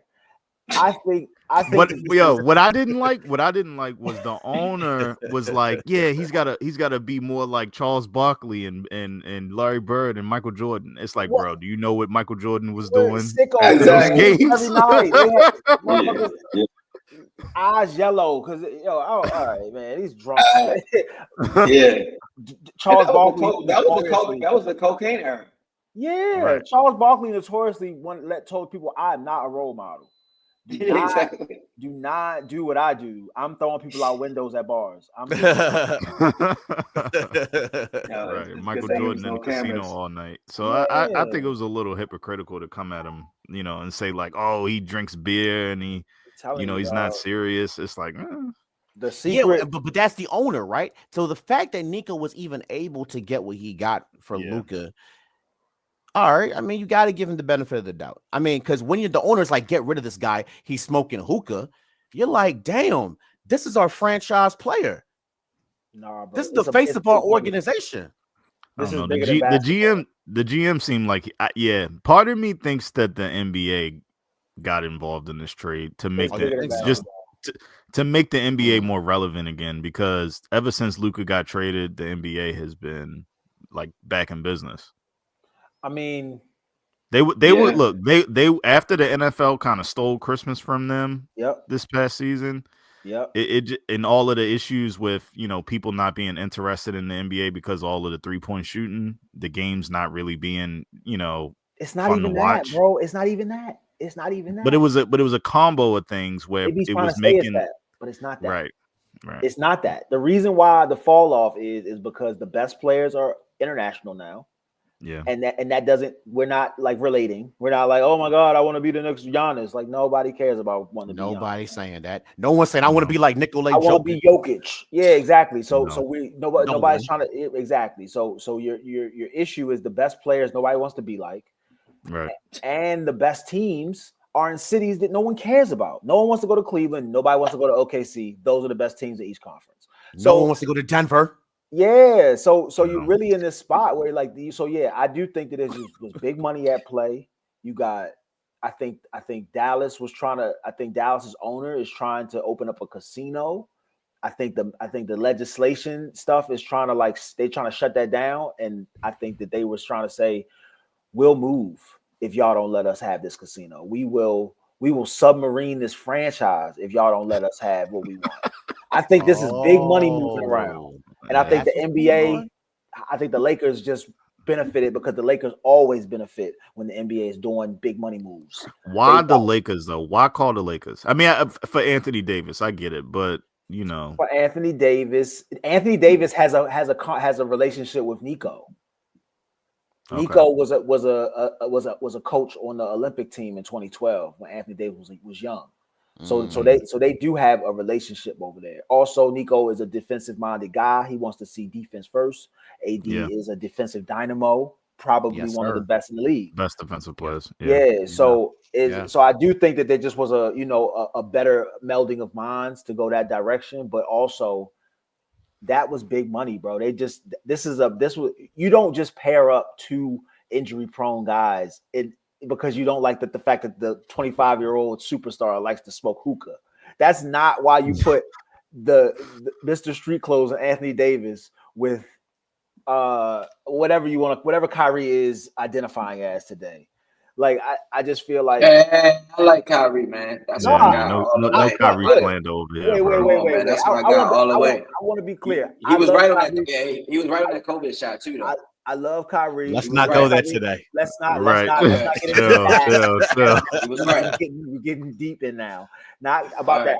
But Kyrie Irving is who Kyrie. I'm not too young. Kyrie got good in the last 5 to 7, but I'm not too young to know who Kyrie was since Duke. Kyrie is Kyrie, and he's a man. But I get to talk about him in his totality, not just because y'all niggas is feeling him right now. All right. Well. All right. So let's move to the Lakers. The Mavs are basically done for this season. So let's here's the problem though. What did this trade go ahead. They low-key can make it to the play-in game, but they are done. They are done. Oh yeah. I mean, without Kyrie, they don't have no playmakers. AD be back in a little bit. Maybe. No, he said he's gonna shut it down this year. He said he's gonna shut it down. Oh, he's gonna shut it down? So he's done. He done. They done. Okay. So they're done. So how do y'all think this trade look out for Portland? What does this trade do for the Lakers? I mean, obviously, it instantly made them contenders because they're second in the West now. But Overall, what did this do for the Lakers? What does this do for LeBron? And how do y'all think they can win the finals this year? Yes, and yes. Did y'all watch Lakers Celtics the other night? Yesterday? I did. I watched. I seen like the second half. It was a pretty good game. So here's what I will say about the Lakers. I do think the Lakers are contenders to win the NBA Finals. Will they get there? We'll see. Right. Yeah. Let me answer your first question. Actually, what does it do for the Lakers? It puts the Lakers back in the talking stratosphere for everybody. The whole NBA is talking about it. Viewership is up now, right? Mm-hmm. Like this has put the NBA back on the map. People are now tuning in to watch Luka and LeBron. Like that's the biggest thing now, and it's good for the Lakers as we mentioned before. The loss to the Celtics, 8-game winning streak, second in the West. People want to talk about their offense being great. Defensively, they've been killing it too, right? Like they're doing their thing, and especially, which is pretty good considering Luka's fat, smokes hookah, and drinks beer, right? So Jaylen Brown locked Luka up last night. He did. Now, but remember, he was picking his pocket the whole game. Let's give the Celtics the credit. They are NBA champions for a reason. They're the best team in the NBA for a reason, right? And it was just one game. And it was just one game. But the Lakers got to handle business. They got to get out of the West. Here's my thing with the West. OKC, best team right now. OKC to me is very young, right? Yeah. I think OKC reminds me of a lot like the Timberwolves last year, who were also the best team in the West last year. And you saw how they crashed out in the playoffs. I think you still need that veteran experience. I really don't trust OKC. I think if SGA gets locked up, they're not really going to do much, right? The only team in the West that I think that scares me is Denver, but Denver doesn't play defense. They don't play defense. No. So there you have it. I think the Lakers got a great chance. And honestly, I'm picking them to come out the West. That's where I'm at right now. I think the big thing about these young teams like OKC, like Minnesota, and I think Minnesota found this out last year because Anthony Edwards was kind of saying this. He was saying that he wasn't used to playing basketball for so long, like so late into the season playing. You know, they were in did they make it to the Western Conference Finals last year? Not even. I don't even think they got put out. Yes, no. Western Conference Finals was Dallas versus Minnesota. Correct. Right. And it was Dallas. Okay. I mean, Anthony Edwards said basically he ran out of gas, and you could kind of tell. And I'm not going to put that on OKC, but I think a lot of teams, a lot of players underestimate how long this season can get when you're getting deep into the playoffs like this. So, bro, we be talking. They discount what LeBron be doing. 11 straight, them 9 straight years he went to the finals. Like that's crazy. We watched the Warriors do it for 4 straight years, and after that, they all fell apart. We haven't seen Klay Thompson be the same since. Draymond Green ain't been on that level since they went on that 4-year run. It's just different. It's hard to put your body through that against the best who are trying to do it too over and over again. So, yeah, the reason the Lakers are competitive now with Luka, and they are probably going to make it out the West because of the IQ of LeBron and Luka. Like, it's just going to be difficult to game plan and make switches in a way that's not going to let them, like in a 7-game series, like they just going to end up picking you apart more times than not. And so, and LeBron has become, he went from being a solid shooter to like a really good shooter. He's not that. And he's playing defense again. Yeah. When you don't got to dribble the ball all the time, you got time to play defense a little bit. Yeah. This is the first time he had a playmaker since Kyrie. Yeah. And maybe the first time I'll say this is the first time he's had a playmaker / distributor in his career. Yeah. Because somebody that can pass just as well as he can. Somebody who can do him like him. Nobody else has been able to do him. Technically, LeBron was the point guard when they won the NBA Finals during the COVID. He was, but he had Rondo. Rondo took over a lot of that ball handling role in that playoffs. And LeBron can come off the floor He don't. Yes. You know what I mean. Take He breaks. don't have to play the whole game. He He can let can Luka at sit 25 be out there. and let Luka run the offense, and Yep. the team doesn't completely fall apart without him. I think the So big man issue is going to be a problem.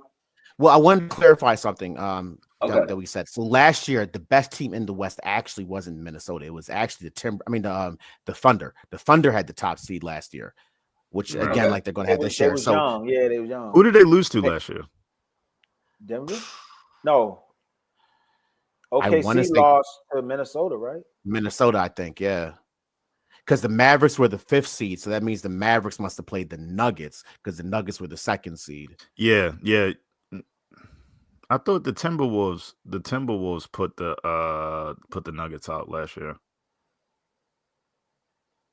right? Because that's when. You're right. So that's the when Thunder, Anthony Edwards had that big series. It was against. you're the right. Nuggets. The Thunder were taken out by the Mavericks. It must have been. Okay. That makes sense. Yeah.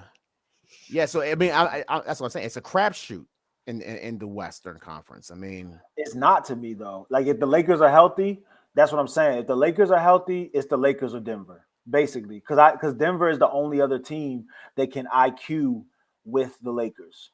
They have the veteran leadership. They have the superstar talent. They have all the pieces that they can compete with the Lakers. The thing the Lakers were missing to compete with Denver was somebody who could match Jokic's output. Jokic will give you 25, 15 rebounds, 15 assists, 30 points up, 40 points. Like he could just give you so much output. And AD and then another 25 from Jamal Murray. Correct. And when AD only can give you points and rebounds, those assists are points, bro. That's another 20 points, 30, you know what I'm saying, when you're cooking. So now that he has Luka basically can match Jokic. yeah. As far as that stat line. I agree. But let me also just be clear, though. Denver does not play defense. And I think that's going to be the reason why they're not going to get back to the NBA Finals like they did 2 years ago. I do not trust Denver at all. I'm just going to be clear. Like They don't. Denver doesn't have the bench they had when they won the finals. Right. They don't have a bench anymore. Yeah. They were deep when they won a couple years ago. Now it's just And also stand by for them to play much better in the playoffs because they're another team who they're not really playing for the regular season no more. Like they just aren't. Like Luka, like Jokic ain't playing for the regular season. They don't care about the regular season. Bro, I don't think Denver's good. I don't think Denver's good. I actually think Denver's going to lose in the first round if the way the seeding goes. I think they're going to lose to the Timberwolves. I mean, not the Timberwolves, the Warriors. I actually do think the Warriors can beat them in a 7-game series, but we'll see. Now, here's the thing about the Warriors. Jimmy makes them tough though. If they can get playoff Jimmy. If playoff Jimmy makes an appearance and he starts playing the way he was playing with Miami when he was carrying those bums to the finals, those Miami teams were not good, bro. And Jimmy Butler got them to the finals. He did. If playoff Jimmy shows up, they're beating Denver in 6 games. Watch. I think it's on the table just because I think Jimmy can take over a game, man. With him and Steph, I think they'll be tough. Yeah, I agree. Yeah, it's tough. I don't know. I don't think that they're really a threat to me. I don't think they would. I don't think they. I do like the Jimmy addition. I do like the Jimmy addition, but that team can lose to Memphis can beat Golden State. You know what I'm saying? Like they could get got by it's like anybody can get them for real. But the way the seedings are right now, though, Golden State are the 6th seed, and they would play Denver. Mm-hmm. I don't know if they can beat Denver. That's tough. Nah, because who's gonna stop Jokic? Nobody. They don't have anybody. And he gets 2-foot shots. He gets a bunch of layups as opposed. And Jokic is not going to stop a damn person either. No. What you mean? Jokic is one of the worst defenders in the NBA. Luckily for him, Draymond Green sucks. Lucky for him. He don't got to guard nobody. He's 7 foot tall. And he gets to guard the guy who's undersized and can't shoot. Who's the Warriors' big man? That's what I'm saying. Draymond probably played the 5 a lot. They probably is Kevin Looney still playing? I really Kevon Looney still there? That's what I'm saying. I think he's been hurt. I don't think he's been playing. I think he's been hurt because I haven't seen him. Must be Kuminga. Yeah. They out there Lou's been bullshitting. That's what I'm Hey, saying. yo, Kaminga. That's what I'm saying. Golden State, we want Golden State to be good because we want Steph to we want to see Steph in the mix. We saw So- Steph just in the gold medal round, and we like nine Steph. and He went the hard last in 10 that games. The Warriors are going to make some noise in the playoffs. I mean, they're getting hot at the right time. Nobody wants to play. I'm saying Golden Denver's State has to play. if they got to play Denver, that's tough though. Yeah, Denver's the one. I want Denver Bro, to play. Denver just gave up 41 points to the Suns. Did they win or lose that game? They won by a lot. I thought so. By the skin of their teeth, yo. Denver, to me, can't But- stop a damn soul. But wait. The Suns are trash, Don't the bro. Suns have Kevin Durant Yeah, they got KD. and They Devin suck, Booker? bro. They suck. Okay. Bro. But still, 120 if they go off, you got to accept the fact that those guys are out there. I watched Denver and Good the or Suns not. the other night, bro. It was the Suns just don't They got Grayson Allen. they don't give the ball to Kevin Durant enough. They don't. Well, Kevin Durant ain't never been that 35. He ain't never been, Russell Westbrook. Like he not gonna take 30 shots. He gonna take 22. He needs to. He gonna make 17 of them, and he gonna go home. Devin, you He's watched not that that game, good. right? You watched that game, right? They look The terrible. Suns, look terrible. they look terrible, and they still scored 141 points. Yeah, that's bad. Yeah. That's bad. Denver, They were turning the team. ball over. They were turning the ball over so much. I don't know how they scored that much. Denver ain't stopping nobody. They have to literally score 130 points every single game, and I don't know. Maybe they can, but I don't just- like. So you don't think take that you aim, think for real. you think the Warriors can get them? I think the Warriors can get them. I do. Yeah, they do miss that wing defense because having Christian Braun come out there and like with the second team is different than having him be out there with the first team all the time. They used to have like KCP out there. Like they aren't the same. Bruce Brown is gone. Like, yeah, I can see where they're a little bit. They're very Jokic reliant now, as opposed to being just like a really strong team. Yeah. A question for you guys, right? You think Steph Curry is the only player that can wave off LeBron like he did in the Olympics? Like LeBron, like, give me the ball. He's like, nah, I got this. LeBron at the point. I think Luka can do it now. Yeah, I think LeBron at the Luka point where can, yeah. like the top guys, if they got it going, can wave off. I think there's only a few guys who can wave LeBron off when they cold. Okay. That list is probably like 2 or 3. Like Other Steph, than that, KD. Steph, because KD, and like maybe until don't that know. last game, Steph was cold in the Olympics. yes, He was missing. He wasn't playing well. correct. And then he just came on like those last like 2 But, games. But Braun is so like everybody always questions like, is he going to be able to play that other position? Like he's such a dominant player. Can he play let any somebody position. else do it? He's so smart, bro. He just knows what to do. He's like, oh, so you're gonna Bro. do this now? Bet I'll go in the corner. Bro, I'll I be saw right LeBron. I saw LeBron playing center the other night, bro. And was doing it good. Right. He was when they were who did they play before the Celtics? Before the Celtics, they It played. was another Was it the team they played. Mavericks? No, they beat them. It might have been the Mavs. Let me see. Nah, It was I don't know, but I saw LeBron. He was Oh, down the there Knicks. banging. It was the Knicks. the Knicks. Yeah. The Knicks, He was he Cat, locked yeah. up banging. Cat, bro. He locked Cat up on defense. LeBron like that, dog. So, I don't care what nobody say. That's my goal.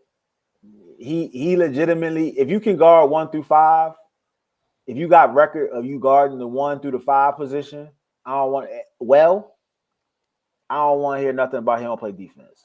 what does another title do for LeBron if they can steal one this year? Because it'll be stealing a title because they got Luka. I think if he gets one more, I think the conversation of him and Jordan, right? I think LeBron is now above Jordan. Even though he has less rings, the fact LeBron does it at 40 years old, to me, puts him above Jordan. Yeah, it's gonna be real hard. That's The tough. only thing that puts Jordan over LeBron is like nostalgia.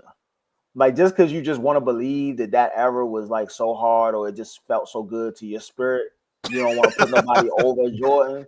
But this dude is still, he's been playing my whole life. Like I feel like LeBron been in the league since I've been busting nuts. And well, Yeah. I think and it's crazy. I think Jordan's era was a very defensive era. You know, they Yeah. weren't really scoring a whole lot of points in the 90s. They weren't. You know, games was going to 95. You know, now games are going to 120. Yeah, Brutal so it's era just too. a Like it era. was way more physical as well. Like Right. Kevin McHale elbowing dudes, and that's just a common foul. but that's what I'm saying. We watched Jordan play through that era, Yeah. right? And we was like, that's crazy. We watched LeBron play through that era and into this. So his game just changed. Yeah. He just literally used to do other things, and now he just be shooting fadeaways and is a spot up 3-point shooter. He's But changed his game. I feel like Michael Jordan's a certified killer who happened to hoop. Like I feel like that he also a certified killer in everything he does. You know what I'm saying?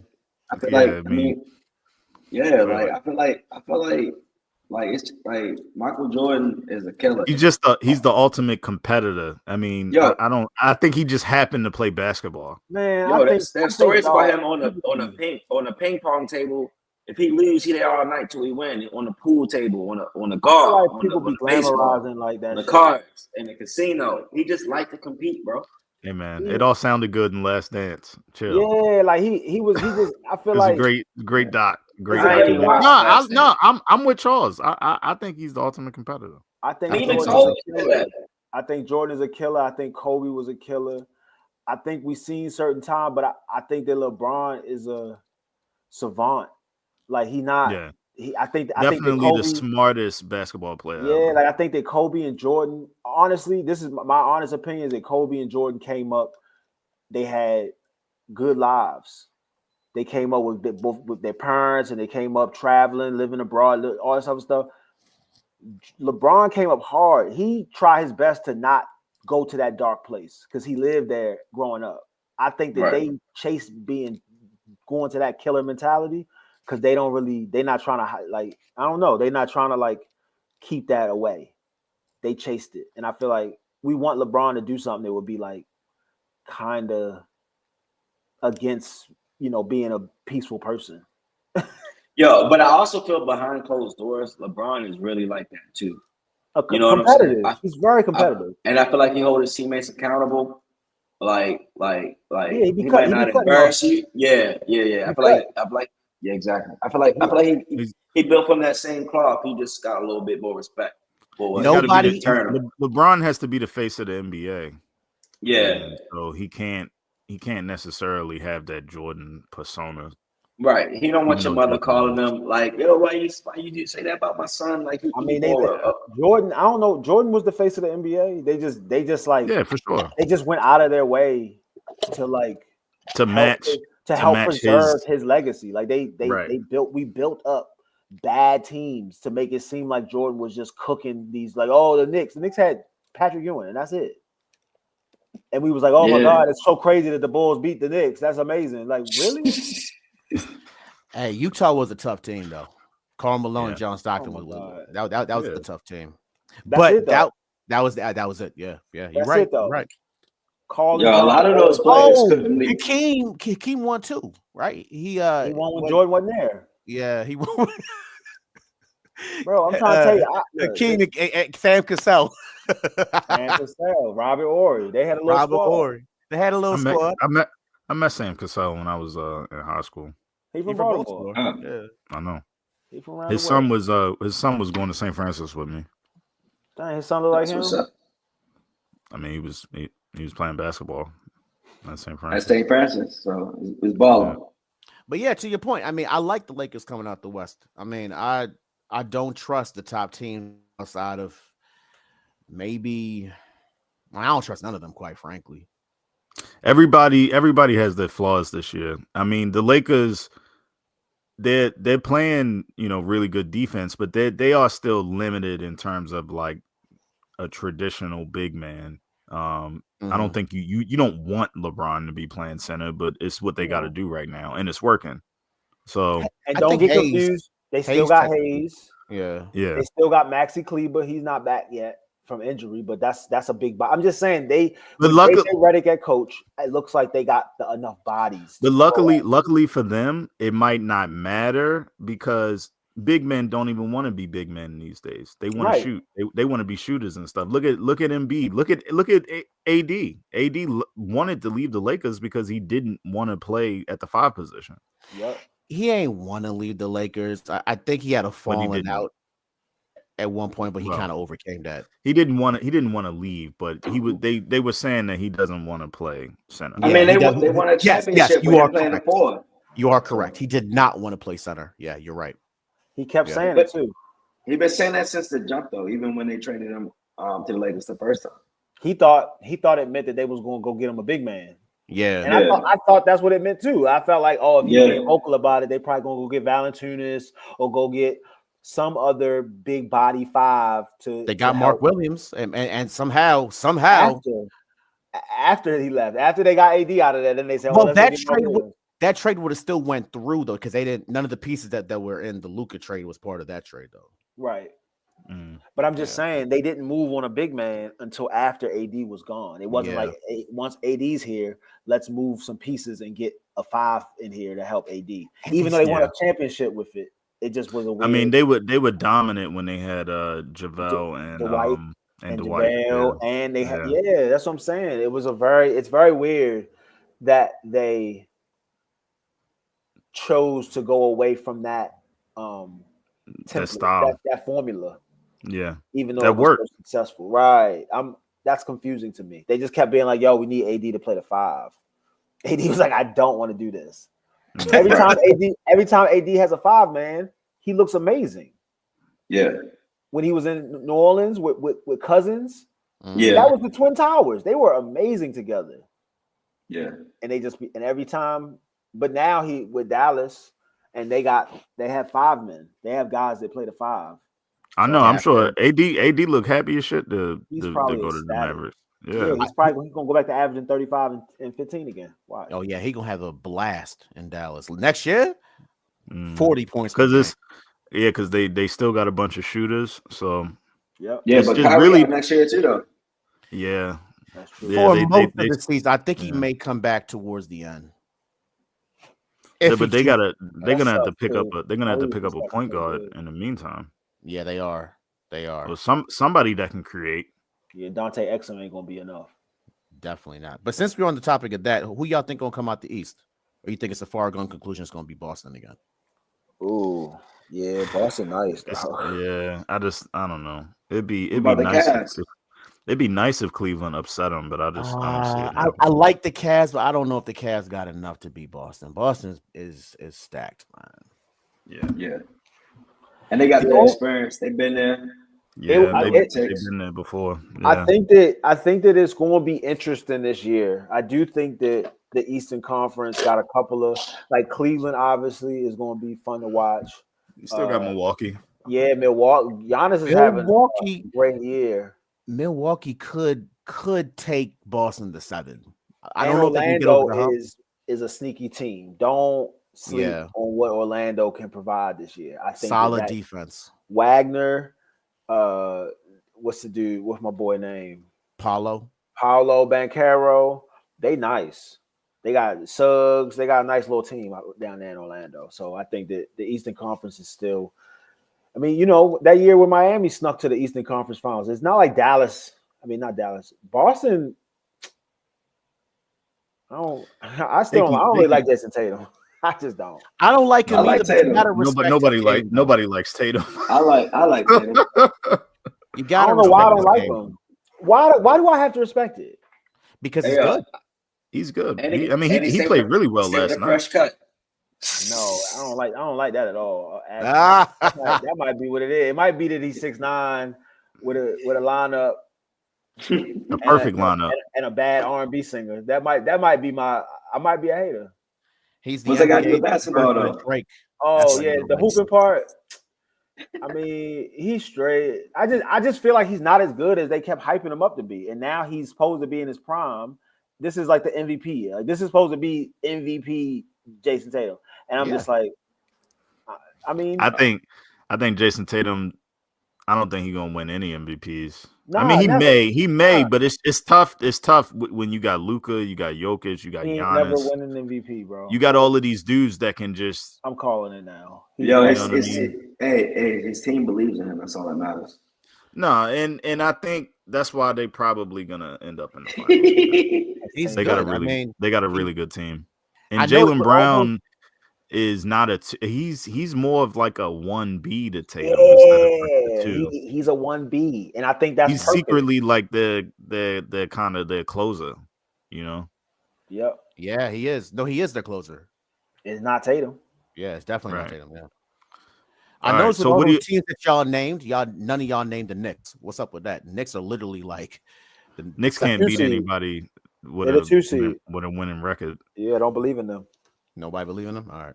Yeah, I mean, they should be good, but like, I just think that when you're best, I have a hard time. Jalen Brunson got hurt in the he rolled Lakers his game. ankle. Yeah, he'll be back in a couple of days. When your best player is only like 6'1" or 6'2", like I just feel like you're limited. That's not short, bro. What you mean? Okay. In the league? Yeah, I got you. Yeah, not like walking around 6'1". Like, Yeah. What do y'all think about the what do y'all think about the Sixers? I mean, obviously they're done. Free fall right now. They're done. What's up with Embiid? What's up with where do they go from here? Well, they got to get rid of Pandemic P's contract because that's just a crazy contract. Disgusting. Like, you got to cut everybody, bro. You got to fire everybody and just go full send with Jared McCain and Tyrese Maxey. That's it. Yeah. That's it, Maxey's good. Yeah. Keep Maxey. Keep Maxey, keep McCain, and keep Embiid, but everybody else got to go. Embiid can go. He can't play 30 games no more. He's done, bro. Really? Okay. He's done. Come on. How long can we wait for him? He's the only player. I'm watching Nikola Jokic get in shape. Why can't Embiid cut out the donuts? Zion's in shape now.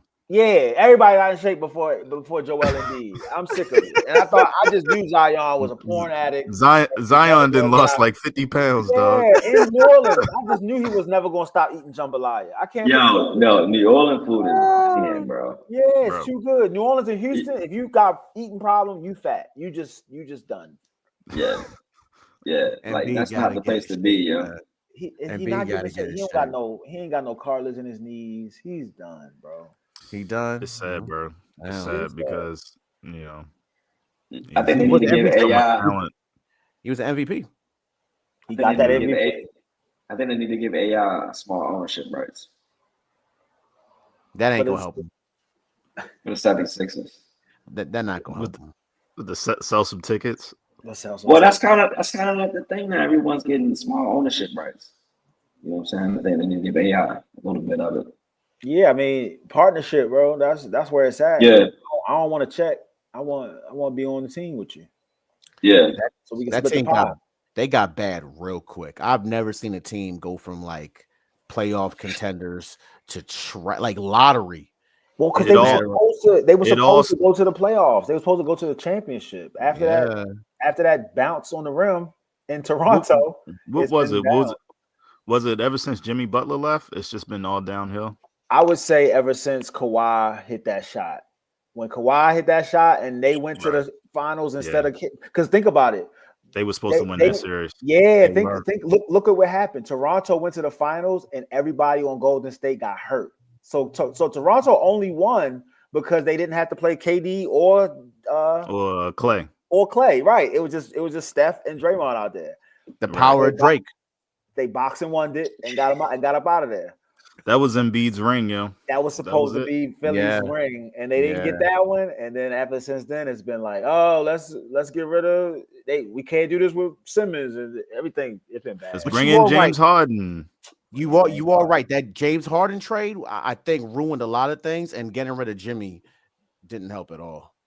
They chose Jimmy. They chose Thaddeus Harris. Who was that? Tobias Harris over Jimmy Butler. Not a good decision. After that, Jimmy went to the finals with Miami and had a good little career. But I don't think that that's Yeah, man. They really tried, and every move they made failed. Yeah, they hired Doc Rivers, and he didn't help. look at that draft run, bro. They had like the 1 or the 2 pick for like Doc 5 Rivers years made him straight. worse. It was so bad, bro. It was so 5 bad. Bruh, they Michael drafted Carter Okafor Williams. number 1 as well. That was a bust. Markel Fultz. Nerlens Noel, like Nerlens bruh. Noel, yeah. Oh my God. Everything they touch turns to shit. Also, I Jason remember Tatum can just be cooking in Boston this whole time. They said, let's get Markel Fultz at 1. Jason Tatum just chilling, go to 3. What are we doing? But to be fair, Markel Fultz was cooking in Washington. He did look like he was about to be Anthony Edwards. He looked so good. All right, man. We're 2 hours in. 2 hours in, we basketball and football. I think we did it. We did an hour of football. Look at that. Oh yeah. I was gonna bring him up, yo, but I got cut out. I got kicked out. We got to talk about the Raiders for Eddie. Yeah, bro. All right. Y'all want to save it to next week? Y'all want to rock with it? Yeah, we'll wrap save it up, next right? week. Yeah, let's wrap it up. I'm about to say it's not a long chat. We ain't gotta. Yeah, we can talk about the Raiders. All right, it might be irrelevant next week. It's not a lot. It's not a lot to sift through. Like, City, bro. Y'all made a big signing. You signed Max Crosby so he can die in Las Vegas. We play in Vegas now. Yeah. He can die in Vegas. We know what's going on. Him and Myles Garrett, they gonna just have dinner together. Just like, we never gonna win, but we paid. I mean, somebody give you $40 million to lose. You ain't turning that down. The Raiders are gonna be, but they got Geno. Geno is an upgrade for them at quarterback. Geno is solid. Solid. Upgrade to what? Like who? From Aiden O'Connell. I know, but who? Jimmy Garoppolo. Who is he throwing to? The second best. Jacoby Myers. The second best tight end in the NFL. Jacoby Myers. Rob, I forgot about. You forgot about him. He's nice. He nice. All right. So y'all drafting a receiver this year? We drafted a receiver. Definitely got to. Y'all need a tackle. I feel like y'all. Gotta keep y'all Rob Stevens out of jail though. That's the only thing. Well. He going. It should be top. Ruggs should be about done with his sentence. It's time to go get that boy. Ain't nobody bringing Henry Ruggs back, yo. Bro. Henry Ruggs went before a lot of good receivers in that draft, yo. He did a lot. I mean, he killed the combine, bro. But he had that second year for the Raiders. He's a killer. He likes to run fast, drive fast. Yeah, he's certified. He's a fast boy. He's a fast boy. Hey, everyone deserves a second chance. He only 26 years old, so I mean he can come back in like 2 years and still be only 28. Yeah, so that's a sad situation, man. That's a very sad situation. It's unfortunate. Yeah. That was our franchise. What do you think about? Are you excited about Geno, Eddie? Just the sound of that is just crazy, right? Are you excited? No, he's not. He's not. Nobody. Yeah, no. I mean, he's an upgrade. He's an upgrade. And last year we were horrible, but the year before that we were 8-9, and we almost snuck into the playoffs. I think defensively we're going to be solid. We're always typically a solid defense team. It's just about the offense. And to Brian's point, we ain't got nobody we're throwing it to besides Bowers. I mean, Jacoby Myers is a good number 2 wide receiver, right? He's a solid number 2. He ain't nobody's number 1, right? No. And we just don't have that. We don't have that number 1 since Devontae left. So, and honestly, who's running the team now? Is Brady running the team? Brady is. No, he's a GM. He's an owner. He's an owner. I thought he was the president. He's president of the team. Nah, the president is somebody else, but he's technically calling the shots at this point. Isn't the president your cousin? Yeah, my cousin's wife. Yeah. Oh yeah. Your cousin's wife, all right. Let's go to the division. Right? Are they going to beat the Chiefs? No. They may beat them one game, but they're not beating them over the period of the season. No. Okay. Are they going to beat the Chargers? No. Maybe They're not beating. Listen, the division, the AFC West is the best division in football. They had 3 playoff teams in that division. Okay, Why Justin nobody Herbert. talking about it like that?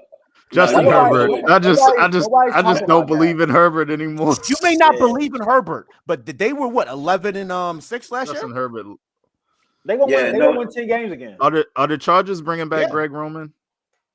They should, Probably. but they probably will. They probably will. It works. Listen, it works for them. That offense No, it doesn't. trash You- last you- year. You got the quarterback with the biggest arm in the league, and he's handing it off 30 times a game. Yeah, Because he's Yeah. gonna You throw got picks. J.K. They Dobbins. don't believe in him. That's why he don't open it up. Because every Right. time he get to open it up, he throw Dobbins picks. won comeback player of the year, I think, right? Or he came in second place. Like no, Burrow was in first place. Burrow won. Yeah. Burrow, I mean, Dobbins was number 2. Dobbins had a great season last year. I don't know why Joe Yeah. Burrow got comeback player of the year. That was week 2. Who you think should have got it? Not nobody who was out there all year and was out there last. He got hurt last year a little bit, but like he played for a lot of that. Yeah. year. Ain't like he tore his ACL and he came. Like Yeah, it wasn't yeah. that he just messed his wrist up. Like, bro, come on, we can't just be giving people comeback player of the year just because homie didn't make the playoffs and they really wanted to give him MVP. Like, cut it out. They changed the rules for who can win comeback player of the year. Like it can't. I think they're not doing like the narrative thing. It's got to be you got to come off an injury. Yeah, you can't come back from being bad. Yeah, it's got to be not just gotta like you be- sucked. It got to be an injury. Yeah, Okay. Not be an Hey. or you were like not on a team, something like that. I mean, Sam Darnold came out of nowhere, right? But but came back from being ass bad. though. Yeah, That wasn't- being trash. That wasn't like a comeback player. That was like he was ass and now he's not so ass. I do Hey. think Dobbins probably should have won it over Joe Burrow. I agree. Dobbins should have won. Just because Dobbins was coming off serious injuries, and for him to Multiple, yeah. explode like that, Did he have 1,000 yards? no. He But was he injured. he got hurt. No, he got hurt in the No, he Ravens was game. He was hurt. He was hurt. So you're telling me he didn't successfully come back? Well, He missed a had- couple. He missed some games after the Yo, Ravens the game. first 3 games of the season, all Ravens fans was regretting. Like, dang, we should have kept him. You know what I'm saying? He was on fire. I know. 200 yards. The 13 games that he played in last year were crazy. He had 905 yards, 9 touchdowns, averaging 4.6 yards per carry. Right. That's pretty good. That's pretty good. So what do y'all think? Brian's about, like, okay, that's average. I'm not Eddie- moved. Eddie, it's Yeah. your division. So what do you think about the Chiefs? The Chiefs are still going to be a good team. I don't think they'll be as good as they were last year, but with Andy Reid as your head coach, you never know. This guy works miracles. So Because the Chiefs were 13 definitely ready to throw money at Ronnie Stanley. So what I'm they so what they happy gonna that didn't what they gonna do Yeah, about that'd that be line? crazy. they'll make it work. They'll make it work. They're going to be 13-4, 12-5. Like that's just who they are. Well, with Mahomes as your quarterback, Rashid Rice coming back, they're going to be Yeah. good. They're going to be good, and Yeah. defensively, they're going to be solid. So Oh yeah, I forgot Right. about Rashid Rice. Yeah. So, I don't think they're gonna get the refs help like they did in previous years. but Then they're that's still done. going to win. They're still going to win the division. The Chargers may be Yeah. a dark horse to be 12-5, 11-6 like they were last year. We'll see. Mm. Yeah. But I don't think the Chargers are going to be as good as they were last. I actually think Denver may pass them, and Denver was 10-7 last year, right? So I think Denver. Yeah. I really like Bo Nix. I think Bo Nix kind of flew Yeah. under the radar. People kind of forgot about him. Brian shouldn't have forgot about him because he knocked him out the playoffs championship in the fantasy league. But Nah, I'm on Bo Nix bumper now. I know his body now. Bo Nix is solid, and I think they got a solid team. And defensively, they were kind of flew under the radar, and I think they're solid. So yeah, the Raiders can't be good next year because of just how good that division is. That's just how it is. Yeah, Did Bo Nix? That's not the best Brandon division of Stevens? football. he did. He must Brandon Stevens. He did. Embarrassing. Yeah. Oh yeah, he did. He Yeah. did. That was crazy. They was trying. Yeah. So yeah, that division is it was sneaky good last year. I don't think it's as good as because the Chiefs ain't winning 15 games again, bro. That's crazy. Yeah, no, I agree. They'll win 12 though. Yeah, 12-5, something like that. Yeah. So you think? But I think the after they Chiefs. got I think embarrassed like that, you think they're gonna be able to? You think they're gonna be able to? that's what I was about to say. Protect, like they about to lose Joe Tooney. They not picking up. They're not getting Stanley. Like it's gonna get more difficult to protect Patrick Mahomes, especially with it being very, very obvious that if you can get to him and ruffle them feathers, he not the same dude. I just think that's now going to become like the official take. Like you just have to. The AFC West tried to do it for a second. They just didn't stick to it because the teams just don't do that. But like y'all had Bosa and Mac out there, and then you also had what's John Jones, Chandler Jones, and Max Crosby. And then Denver had two pass. They had Chubb and another dude. So they was 99. Yeah, they was the interior guy. Yep, they was trying to create these end big tandems lines to attack him, but they just didn't stay pat, and it cost a lot to keep them dudes. And Chandler Jones obviously went full crashed CTE. out. Crashed out. Yeah, he crashed out, and so it just didn't work out. But yeah, I obviously I think that if you can find a way to consistently put pressure on Kansas City without blitzing, Patrick Mahomes seems to be not as good with that. I agree with you, but that's very hard to do. I mean, let's be absolutely clear. Getting pressure with four. Eagles had the best defense in the NFL. For sure. They bullies. They bullies, bro. They bullies. Exactly. So let's not think for a second that formula can be replicated by other teams, right? Like Eagles are good for a reason. I don't know if you're going to get that type of pressure on Pat Mahomes consistently throughout a 17-game season. Now, I will give you this. I think Denver's a problem, and I do think they may give the Chiefs some issues. But this is still the Chiefs. This is still Andy Reid's team. This is still an offense that I think can be potent next year with a lot of the injured guys coming back. Worthy, like I said, Rashee Rice. It doesn't matter who they throw back there, running back. They're going to get 4.3 yards. Travis Kelce about to be another year older. Still dating the pop star. He didn't look like the TK I know this year. So does that matter? Does that make it seem like, you know what I'm saying? Like that's his seat. That's their sauce. You feel me? The sauce is Patrick Mahomes fitting to find Tyreek Hill or Travis Kelce. Tyreek hit the road. He wasn't the TK of last year, but he still had 800 yards and 97 receptions. Okay, and now he's another year older. Yeah, right. I mean, I think. But now they got Hollywood though. They got Hollywood. I don't. Is anybody ever going to give Hollywood a long term deal? Or is he just going to? He got 2 years this year. He got 1 year for 10 this year. He just got. Kansas City gave him 1 year. They just gave. He only had a 1 year deal. So 1 year for 10. Is he even going to be in Kansas City? No. He just re-signed again. Oh, okay. Okay. They brought him back for another year for like 10 mil. Okay. Oh, okay. But I mean, I think he got the talent. He just got to stay healthy, bro. He got to Worthy and Rashee Rice. That's the potent receiving group.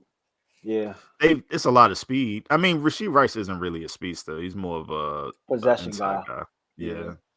But I do think that Super Bowl reminded everybody, yes, they gotta suspend him eventually. Yeah, because he got in trouble. He didn't get suspended this past season. He got hurt, and they chose not to suspend him because he got hurt. I thought he got cleared though. I thought he he was good. I thought they dropped him. I thought he did. I don't think they ever finished the investigation. They didn't finish it. Let me see. I think it was some news came out today that said that it was clear. No, that's Xavier Worthy. Yeah. Not Rashee Rice. Rashee Rice. So remember he did that hit and run last year. Oh, so they had two players that was still facing. Chiefs receivers get arrested every offseason. Okay. They got they're not doing so well, honestly, on that front. Nah. Yeah. Worthy got cleared. Yeah, I know exactly. Yeah, whole division like that. Yeah, he's under. Well, they say. I mean, it looks like he's still. Okay, so the victim declined to press charges, but yeah, he was under investigation for punching a photographer in downtown Dallas club. That's another thing. That was that's the second Worthy, right? thing. No, this that's is Rasheed Rice. So what was the main thing that we're talking about? Rasheed Rice walked away from the hit and It was run. a hit and run. Yeah. He got caught on camera with racing a Lambo. Him and his boys was racing his cars on the highway. They crashed, and then he got out and walked away with the people. They just left the cars on the highway. Oh, I see it here now. Okay. Yeah. And I think he might get jail time for that. No, he's facing 2 civil lawsuits, so it's not. Okay. No, it's not. Yeah, not anything federal. Nothing. No criminal charges. Okay. No criminal. Okay, charges. so 2 or 3 game suspension. All right. Yeah, probably 4. Yeah. 2 or 3, 4 at the max. Yeah, because it seemed like he still got some issues coming too. So probably, like you said, Brian, 4. Yeah. Yeah. But I do think the Super Bowl reminded everybody in the NFL, and Brian, you were saying this earlier, the trenches matter. You got to build up your O-line and your D-line. It don't matter what you got on the outside. It don't matter who your running back is. If you can't block and you can't get pressure, you can't do anything. Yeah. It's crazy because Ray Lowe's been saying that for the last 15 years. Everybody says it. Every offensive lineman in the trenches, bro. Every player has said it. That's where football is really played, bro. Yeah. The fans don't watch games and really can see what's happening on that line. Right. So that's what be taken away, because like the reason why people come is not to see 98 get it off. Is not to see 75 do his thing. Right. So facts. That's why Matt BK is so important. Right. So you give any quarterback in the NFL 4 seconds, they'll look amazing. The Right. difference is when you give them 2.8, 2.6, 2.3. That's why Lamar's so filthy, because he can consistently make 8 seconds. He can make 8 seconds every single snap. He can create his own time. Right. Makes the I'm so glad him and Bateman got that connection back. Well, got that connection, bro. Bro. Yeah. Took so long. Goodness, bro. Took so long, but they had it. They had it the year 2 years ago before Bateman got hurt. Remember the Jets game? He caught that bomb in the Jets game. They had it, then he got hurt, and then they lost it again. And it's crazy because Eric DeCosta signed him before this year and got him for cheap, man. Got him for dirt cheap, yo. $5 million, bro. He gave him like $5 million a year, something low. Yeah, super low, bro. And but Bateman deserved that contract. He can't stay healthy, but this year he stayed healthy. But he could have got more on the open market. Oh, if he would have waited till this year, he liked that. He'd be making 20. Yeah, after this year, I think we signed him for like 2 or 3. So maybe after this year, then we're gonna have to pay Zay though. We're not paying Bateman again. Yeah, we're gonna pay Zay for sure. We gotta pay Zay. Gotta pay Hamilton too. Gotta pay Hamilton. Gotta pay Zay. That's not negotiable. So that means you're going to let Oweh walk then, right? And maybe likely too. No, we're not letting likely walk. We're not letting likely go, bro. Shout out to likely gonna be cheap, yo. That's why that's why they not throwing him the ball. They trying to keep his numbers down. No, likely ain't gonna be cheap. Hey, it's cold out here, dog. I believe. Look, bro, I'm not possessed by the dark things that these NFL teams do, bro. You know they hold these players' numbers down so that they don't got to get them big money. Priest Holmes, the Ravens held Priest Holmes down, and he went to the Kansas City Chiefs and turned into an All-Pro. Well, Priest was running behind Jamal Lewis. It's hard to get reps. Think of how crazy that sounds. Priest was running behind Jamal Lewis. We was nice, dog. We were nasty. We were nasty. Yeah. Yo, football getting back to that though. Running backs matter, bro. All the old they said they tried to convince us Saquon was done, yo. That's how the NFL is crazy. I was never on that train. Never was on that train. Bro, the Giants said we are not signing this washed up running back to come back. Ain't that crazy? You know what's funny? Me and my brother, we went to the game. All you see is Saquon everywhere. Every advertisement, the cups. All they did was promote Saquon, bro. So it's kind of crazy that the media team knew what it was, but the owner didn't know what it was. You know what I'm saying? Like, They knew, bro. That's what I'm. Yeah, they had. He's to their know. best player. They knew that he was the best player. They just wasn't like. They bought into that running backs don't matter. Hype. Yeah, like it's a Right. copycat league, you know. It's a Yeah, copycat league, yeah. and so all it takes is one team or two teams to have a good running back year, and then pay a running back, and then him get hurt for them to be like, oh, look at the trend. Right. Look at Todd. They paid Todd Gurley all that money, and then Todd Gurley fell off. That was a Right. once in a lifetime thing, though. I know, but That the doesn't usually the happen. ownership, they don't forget. They know that was $60 million that somebody had to burn. Hey, and we So He's still young. and He's not He's still 30 young. now. technically we lowballed Yeah. Derrick Henry because remember the Cowboys were supposed to sign Derrick Henry, and Jerry Jones was like, "I don't need Derrick Henry. I'm bringing Ezekiel Elliott back."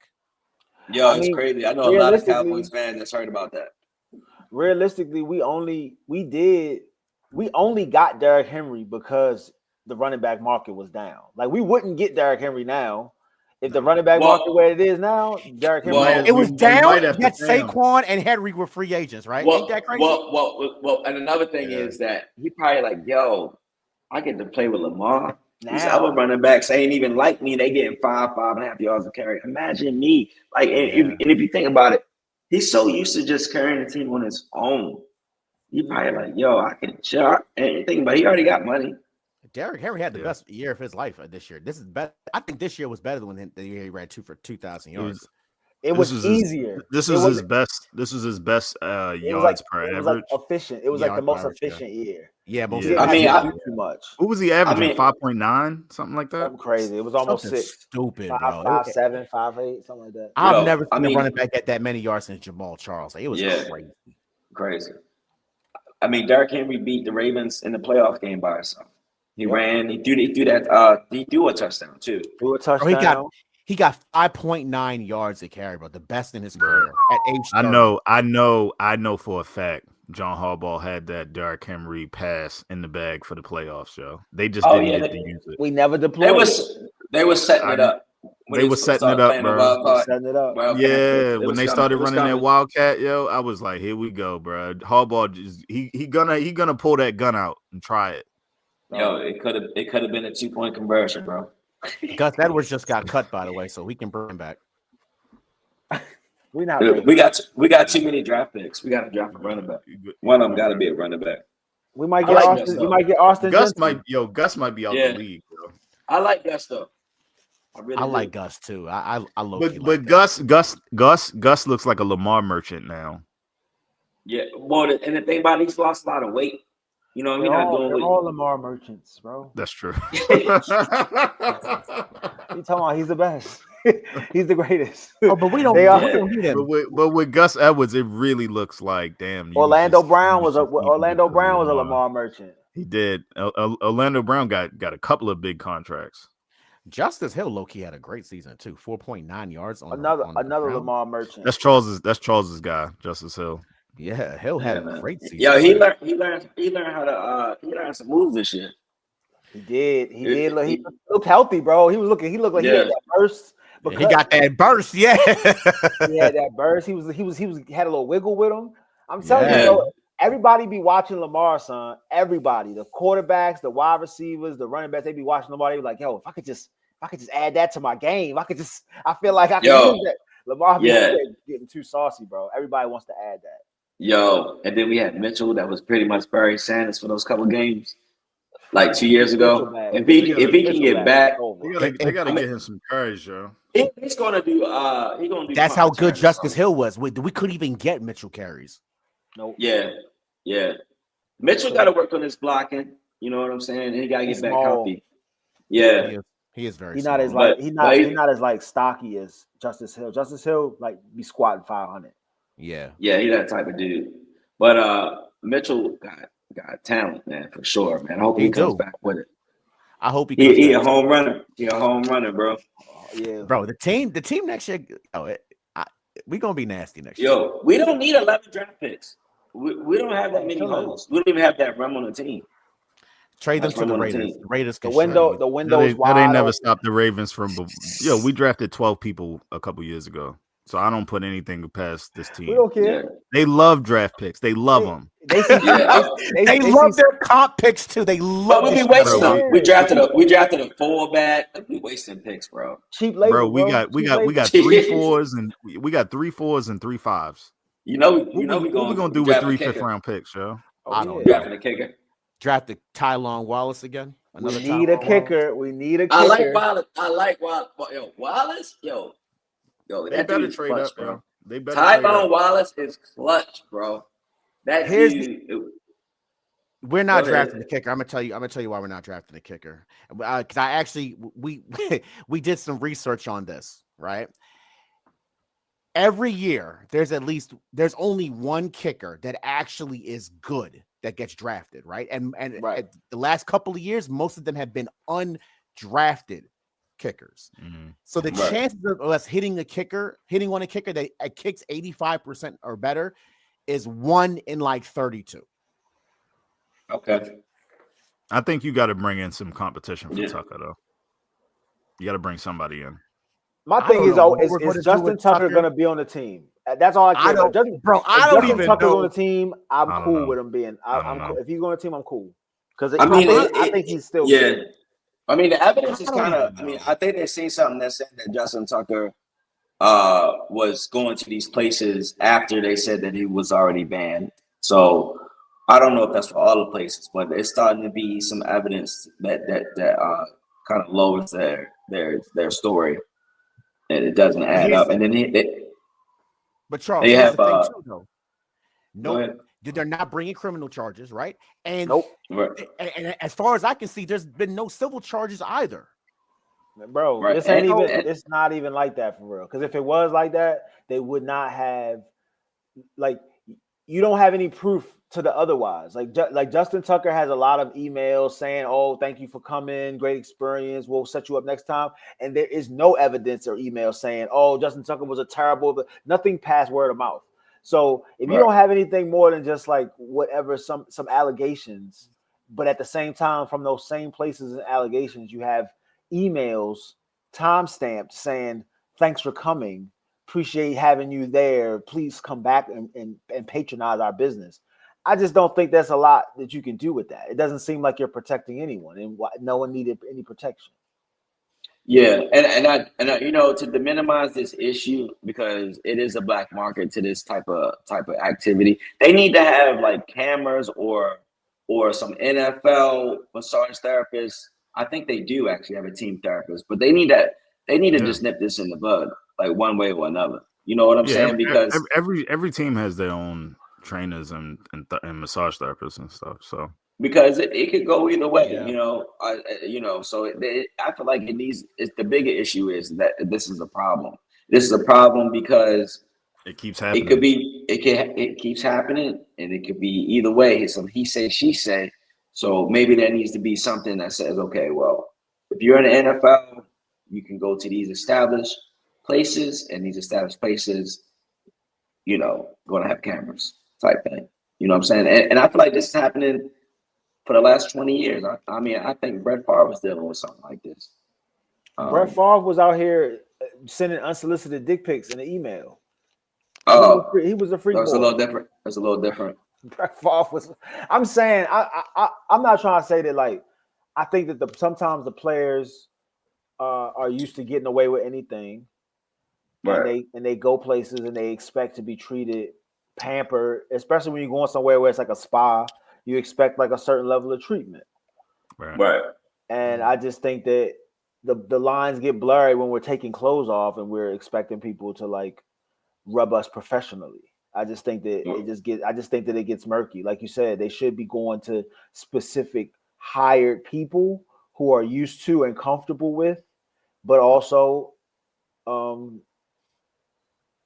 there's just I understand that they're like, oh, you should be able to pick a private